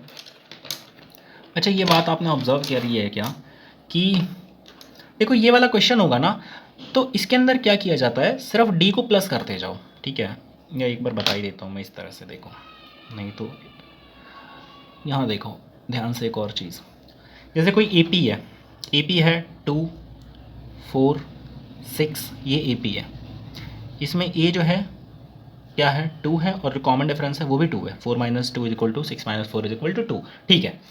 कह रहा है आपको कि इससे आप बनाओ एपी, मान लो 6 टर्म्स लिखो, तो 6 टर्म्स लिखने के लिए क्या लिखते हैं हम, ये ए होता है, ये ए प्लस 2d होता है, ये ए प्लस 3d होता है, इस तरह से लिखते हैं हम। यहाँ पर और आगे टर्म्स होती, मान लो 8 है, फिर 10 है, 12 है, 14 है, ये है। अच्छा मुझे एक बात बताओ कि अगर कोई एपी है तो क्या उस एपी में पहला टर्म हमें कोई बहुत सिग्निफिकेंस रखता है क्या? कितना सिग्निफिकेंस रखता है? मतलब ये जो पहला टर्म है 2, उसका क्या सिग्निफिकेंस है? उसका सिर्फ इतना ही तो सिग्निफिकेंस है कि चालू कहाँ से हो रहा है। 2 से चालू हो रहा है, पता लग गया। 0 से चालू नहीं हो रहा है, 2 से चालू हो रहा है। 2 पे 2 जुड़ेगा, मतलब कॉमन डिफरेंस जुड़ेगा, 4 आ जाएगा। 2 जुड़ेगा, 6 आ जाएगा। पर ये भी तो अगर मैं यहाँ 6 से ही मान लूँ, मतलब इसे ही पहली टर्म मान लूँ, फिर इसे दूसरी मान लूँ, तो कोई फ़र्क पड़ेगा क्या? 6 में प्लस 2 करेंगे 8 आ जाएगा, 8 में प्लस 2 करेंगे 10 आ जाएगा। अगर मैं इस 8 को भी छोड़ दूँ, 10 को सीधा 10 से ही शुरू कर लूँ, मान लो मेरे को 8 तक तो पता था और मेरे को 3 निकलने थे, मान लो कि मुझे सिर्फ इतना पता था, देखो 2 4 6 8 इतना तो मुझे पता था। अब मुझे और आगे के 3 निकालने हैं, तो मैं इसको छोड़ दूंगा और वही 2 2 जोड़ता जाऊंगा, तो मैं मान लूँगा कि यही मेरा पहला टर्म है। तो ठीक है, फर्स्ट टर्म का सिग्निफिकेंस क्या होता है? सिर्फ इतना होता है कि चालू किधर से हो रहा है वो पता लग जाता है। बाकी मेन तो कॉमन डिफरेंस है, ठीक है। फर्स्ट टर्म और लास्ट टर्म सिर्फ कहाँ पे एंड है और कहाँ पे रुकना है और कहाँ से चालू करना है, सिर्फ इतना ही बताते हैं। बाकी आप बीच में किसी भी टर्म को पहली टर्म मानकर उसमें कॉमन डिफरेंस आप जोड़ते जाओगे उसी तरीके से, तो भी आपको सारे के सारे टर्म्स मिल जाएंगे, ठीक है। तो मैं इसी को फर्स्ट टर्म मान लेता हूँ, 7 + 2, 7 + 2 प्लस डी, कॉमन डिफरेंस है 1/2, फिर 7 + 2 7/2 प्लस 2 टाइम्स ऑफ डी, मतलब कि 1/2। फिर ये पहली टर्म हमने निकाली, दूसरी अभी हमें तीसरी निकालनी है, 7/2 प्लस या 3 1/2, ठीक है। मतलब हमने क्या किया है, देखो हमें यहाँ तक पता था, यहाँ तक हमें क्या था, पता था। फिर हमने क्या किया कि हमने इसी को फर्स्ट टर्म मान लिया, इसी को फर्स्ट टर्म मान लिया अपने मन में, वहाँ पे लिखेंगे नहीं, और हमने ये चारों और लिख दिए, तो कोई फ़र्क थोड़ी ना पड़ेगा। जैसे यहाँ फ़र्क नहीं पड़ रहा था उसी तरह से यहाँ भी फ़र्क नहीं पड़ेगा। तो क्या हुआ फाइनली, 2, मतलब कि नेक्स्ट 3 टर्म्स अब लिख देंगे। नेक्स्ट 3 टर्म्स क्या होंगे, देखो 7/2 में हाफ अगर जोड़ोगे तो 4 आएगा, 7/2 में 1 जोड़ोगे तो आई थिंक कितना आएगा, 9/2 आएगा क्या, 9/2 आएगा। और फिर 7/2 में 3/2 जोड़ोगे तो 5 आ जाएगा। तो नेक्स्ट 3 टर्म्स ये आ गए तीनों, ठीक है। ओके, 3 हम नहीं 2 हम कर चुके हैं, अब हम थर्ड करते हैं। थर्ड क्या है, -1/2, then -3.2 1.2, then 3.2, then -5.2, then -7.2 and then this is going on, ठीक है। सो डिफरेंस चेक करो, डिफरेंस कितना है, -3.2 में से हम माइनस करेंगे -1.2 को, तो इसका मतलब इसका जो डिफरेंस आएगा वो आएगा -3.2 plus 1.2, this is equal to -2। Okay, इसमें निकालते हैं, -5.2 माइनस -3.2, ये भी आएगा -2, ठीक है। और यहाँ पर भी फिर -2 आएगा। दिस इम्प्लाइज ये ए पी तो है, ठीक है, ए पी तो है। कॉमन डिफरेंस हमें पता लग चुका है कि डी है -2। तो नेक्स्ट 3 टर्म्स क्या होंगे, अब देखो मैं थोड़ा तेज़ी में कर रहा हूँ, ठीक है। नेक्स्ट 3 टर्म्स क्या होंगे, क्योंकि बेसिक्स आपको मैं समझा चुका हूँ, क्वेश्चंस के थ्रू प्रैक्टिस करा चुका हूँ। ये वाला क्वेश्चन ऐसा है जिसमें जो लास्ट 3 क्वेश्चंस थे उसका एक तरह से मिश्रण है, तो इसलिए मैं अब यहाँ पे बहुत मतलब काफ़ी मतलब ठीक ठाक स्पीड से जा रहा हूँ, ठीक है। अगर मुझे लगेगा कि किसी क्वेश्चन में समझाने की ज़रूरत है बेटर, तो मतलब उसको थोड़ा सा इलांगेटेड और प्रॉपरली एक्सप्लेन करने की ज़रूरत है तो मैं करूँगा, ठीक है, आप टेंशन ना लेना। नेक्स्ट 3 टर्म्स क्या है, नेक्स्ट 3 टर्म्स होंगे, इसी को हम पहला मान लेते हैं, ठीक है। यहीं से शुरू कर लेंगे, प्लस डी और प्लस 2d और प्लस 3d करके। तो नेक्स्ट 3 टर्म्स क्या होंगे, -7 + 2 plus -2, -7 + 2 plus 2 times of -2, -7.2 plus 3 times of -2। तो इसकी वैल्यूज़ आप कैलकुलेट कर लेना, ठीक है। फोर्थ क्या है, फोर्थ देखो -10 देन आया -6, देन आया -2, देन आया 2 एंड देन ये आप खुद करोगे, डू इट योर सेल्फ, क्योंकि ये बहुत ईजी है, आपको सीधा सीधा करना है, कोई इशू नहीं है। फिफ्थ में थोड़ा मैं बता देता हूँ क्योंकि यहाँ पर रूट इन्वॉल्व हो रहा है। 3 फिर आएगा 3 प्लस √2, फिर आएगा 3 प्लस 2√2, फिर आएगा 3 प्लस 3√2। ये तो बहुत सिंपल है, देखो ध्यान से, ध्यान से देखो, ध्यान से, बिल्कुल ध्यान से ऑब्जर्व करोगे, यहाँ पर तो डी लिखा हुआ है उसने। पहली टर्म हमारी 3 है, वो 3 3 3 आ रहा है हर जगह, और हमारा जो कॉमन डिफरेंस है वो √2 है। क्यों? क्योंकि यहाँ देखो √2 आया, देखो 3 प्लस √2 में से 3 हटाएंगे तो प्लस √2 बचा रह जाएगा, वही √2 के साथ में 2 आ गया, फिर वो 3 आ गया। सिंपल है, ये तो बहुत सिंपल है। ठीक है, डी निकालते हैं, D is equal to, but यहाँ पर हम लिख के दिखा देते हैं कि 3 प्लस √2 माइनस करना है इसमें से 3 इज इक्वल टू √2 आएगा, फिर इज इक्वल टू 3 प्लस 2√2, और इसमें से माइनस करना है कितना, 3 प्लस √2, तो ये भी √2 आएगा। उसके बाद इसमें करोगे वो भी आएगा, तो √2 आ गया। डी हमारा मतलब ए पी तो है, ए पी है, डी निकालने को बोला था, √2 निकाल लिया हमने, और नेक्स्ट 3 टर्म्स निकालने हैं अब हमें। नेक्स्ट, अरे यार देखो मैं फिर बता देता हूँ, d इज इक्वल टू क्या है, d is equal to 3 plus √2 minus 3 is equal to √2 आया, फिर 3 प्लस 2√2 माइनस 3 प्लस √2, इसको माइनस करेंगे हम इस वाले को, तो √2 आया, तो ए पी तो है ही, d इज इक्वल टू √2 आ रहा है। नेक्स्ट 3 टर्म्स हम निकालते हैं, कैसे निकलेंगे नेक्स्ट 3 टर्म्स ये हैं, 3 प्लस 3√3 से चालू हुआ था, तो अब 4√3 आ जाएगा। समझ आ रहा है? चलो बता देता हूँ, 3 प्लस 3√2 था, इसमें एक √2 और जुड़ेगा कॉमन डिफरेंस के नाम का, कितना आ जाएगा, 3 प्लस 4√3। इसी तरह से फिर 3 प्लस 4√3 जो होगा, या तुम वही लिखो 3 प्लस 3√3 जो √2 जो होगा, उसमें हम 2 टाइम्स ऑफ डी जोड़ेंगे, तो मतलब 2√2 जोड़ेंगे, ये कितना हो जाएगा, 3 प्लस 5√3, और अगला तो तुम निकाल ही लोगे। ठीक है, अब आ जाते हैं सिक्स्थ पर। Sixth is 0.2, then 0.22, then 0.222 and then 0.2222 and then infinite. Okay, यहाँ पर थोड़ा सा ध्यान से देख लेते हैं, मुझे भी थोड़ा सा ट्रिकी लग रहा है, देख लेते हैं। d इज इक्वल टू क्या आ रहा है, next term 0.22 minus first term 0.2 is equal to how much, कितना आएगा ये, 0.02 आएगा ना। ठीक है, उसके बाद अगला निकालते हैं, 0.222 माइनस, अब इसको मैं इसको माइनस कर रहा हूँ, 0.22 कितना आएगा, ये कितना आएगा,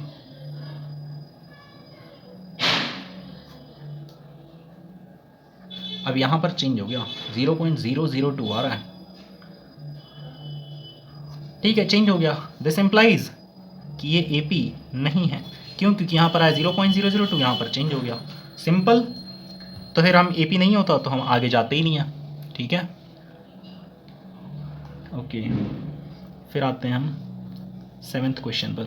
7th क्या है, 0 -4 -8 -12। दोस्तों ये आप खुद कर लेंगे, ठीक है, तो डू इट योर सेल्फ। ठीक है, ट्राई योर सेल्फ, ये कराने लायक नहीं है। -4 -0, ये आप डी वगैरह खुद चेक कर लेंगे, डी सेम आएगा तो ए पी है, उसके बाद आप 3 टर्म्स और अगले भी निकाल लोगे।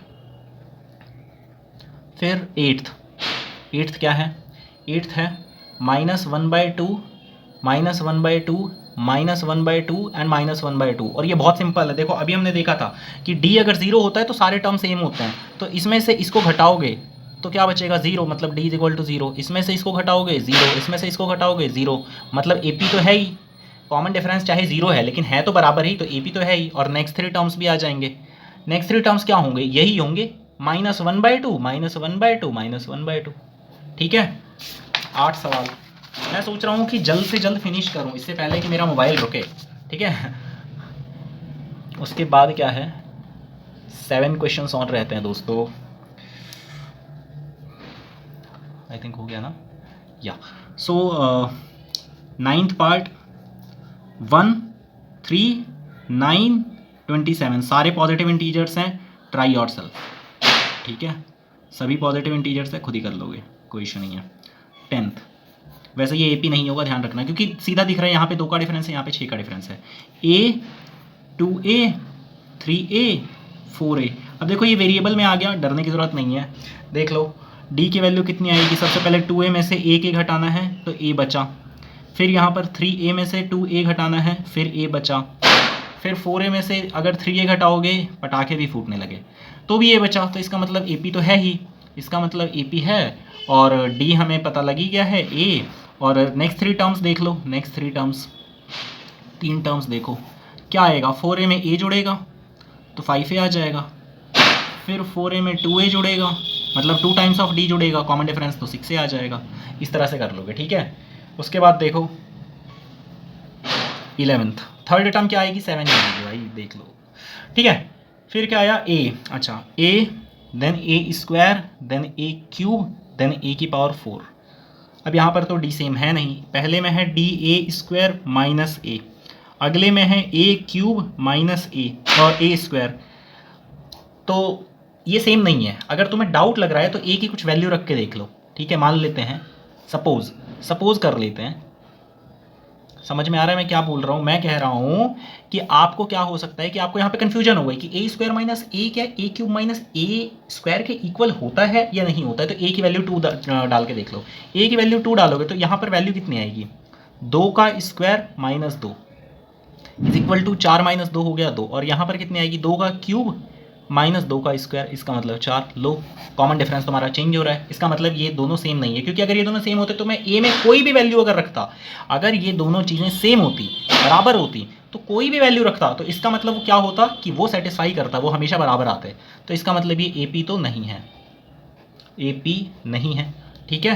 हो गया 9th नहीं 12th है। अब 12th क्या है, √2 √8 √18 और √32।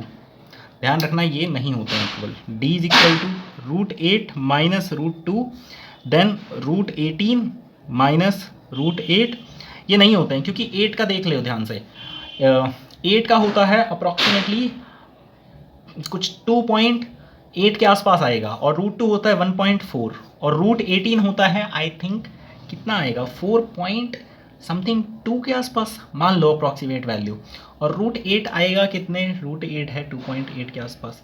तो 2.8 में से 1.4 माइनस किया तो माइनस 1.4 आ रहा है। ये सब लिखना नहीं है, ये लिखना नहीं है, ठीक है। ये पोर्शन ये लिखना नहीं है, सिर्फ मैं बता रहा हूँ समझने के लिए कि मान लो ये भी अप्रॉक्सीमेट वैल्यूज़ हैं। 4.2 में से मैं 2.8 घटाऊंगा तो ये आएगा 1.6, तो नॉट इक्वल आ रहा है, ठीक है। और ये होते भी नहीं इक्वल, तो AP नहीं है। तो हम आगे बढ़ जाते हैं। अब क्या होगा, अब आ गए हम थर्ड क्वेश्चन 13th पर। 13th is √3 then √6 then √9 then √12। d की वैल्यू कितनी होगी, √6 minus √3 √9 minus √6 √12 minus √9।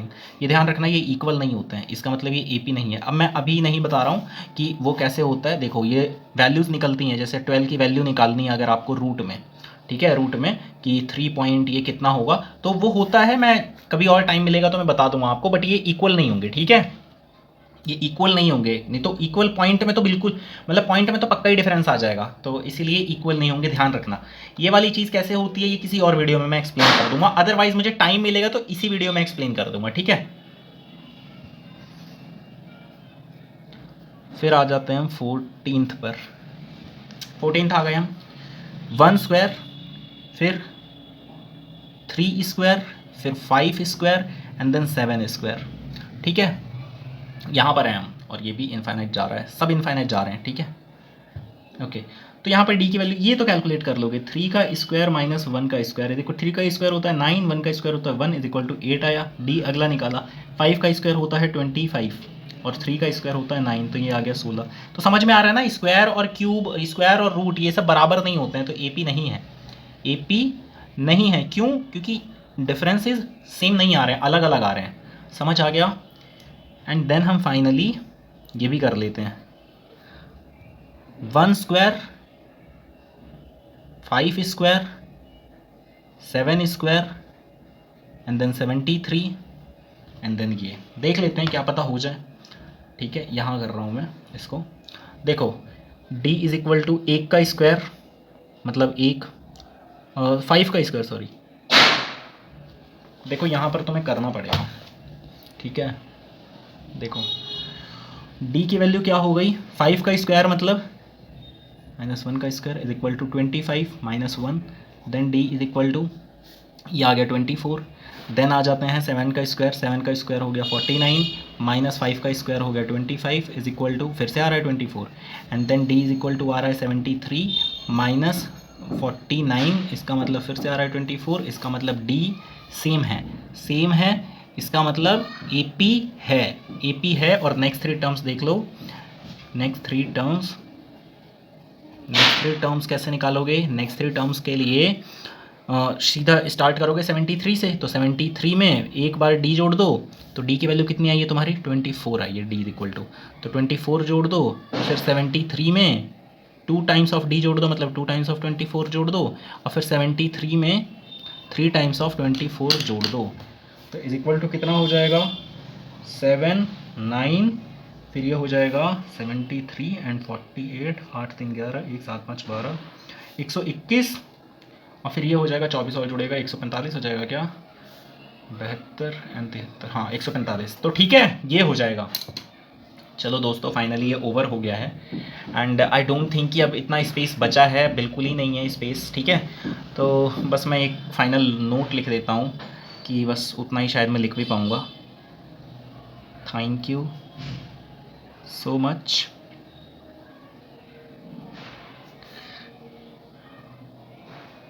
May God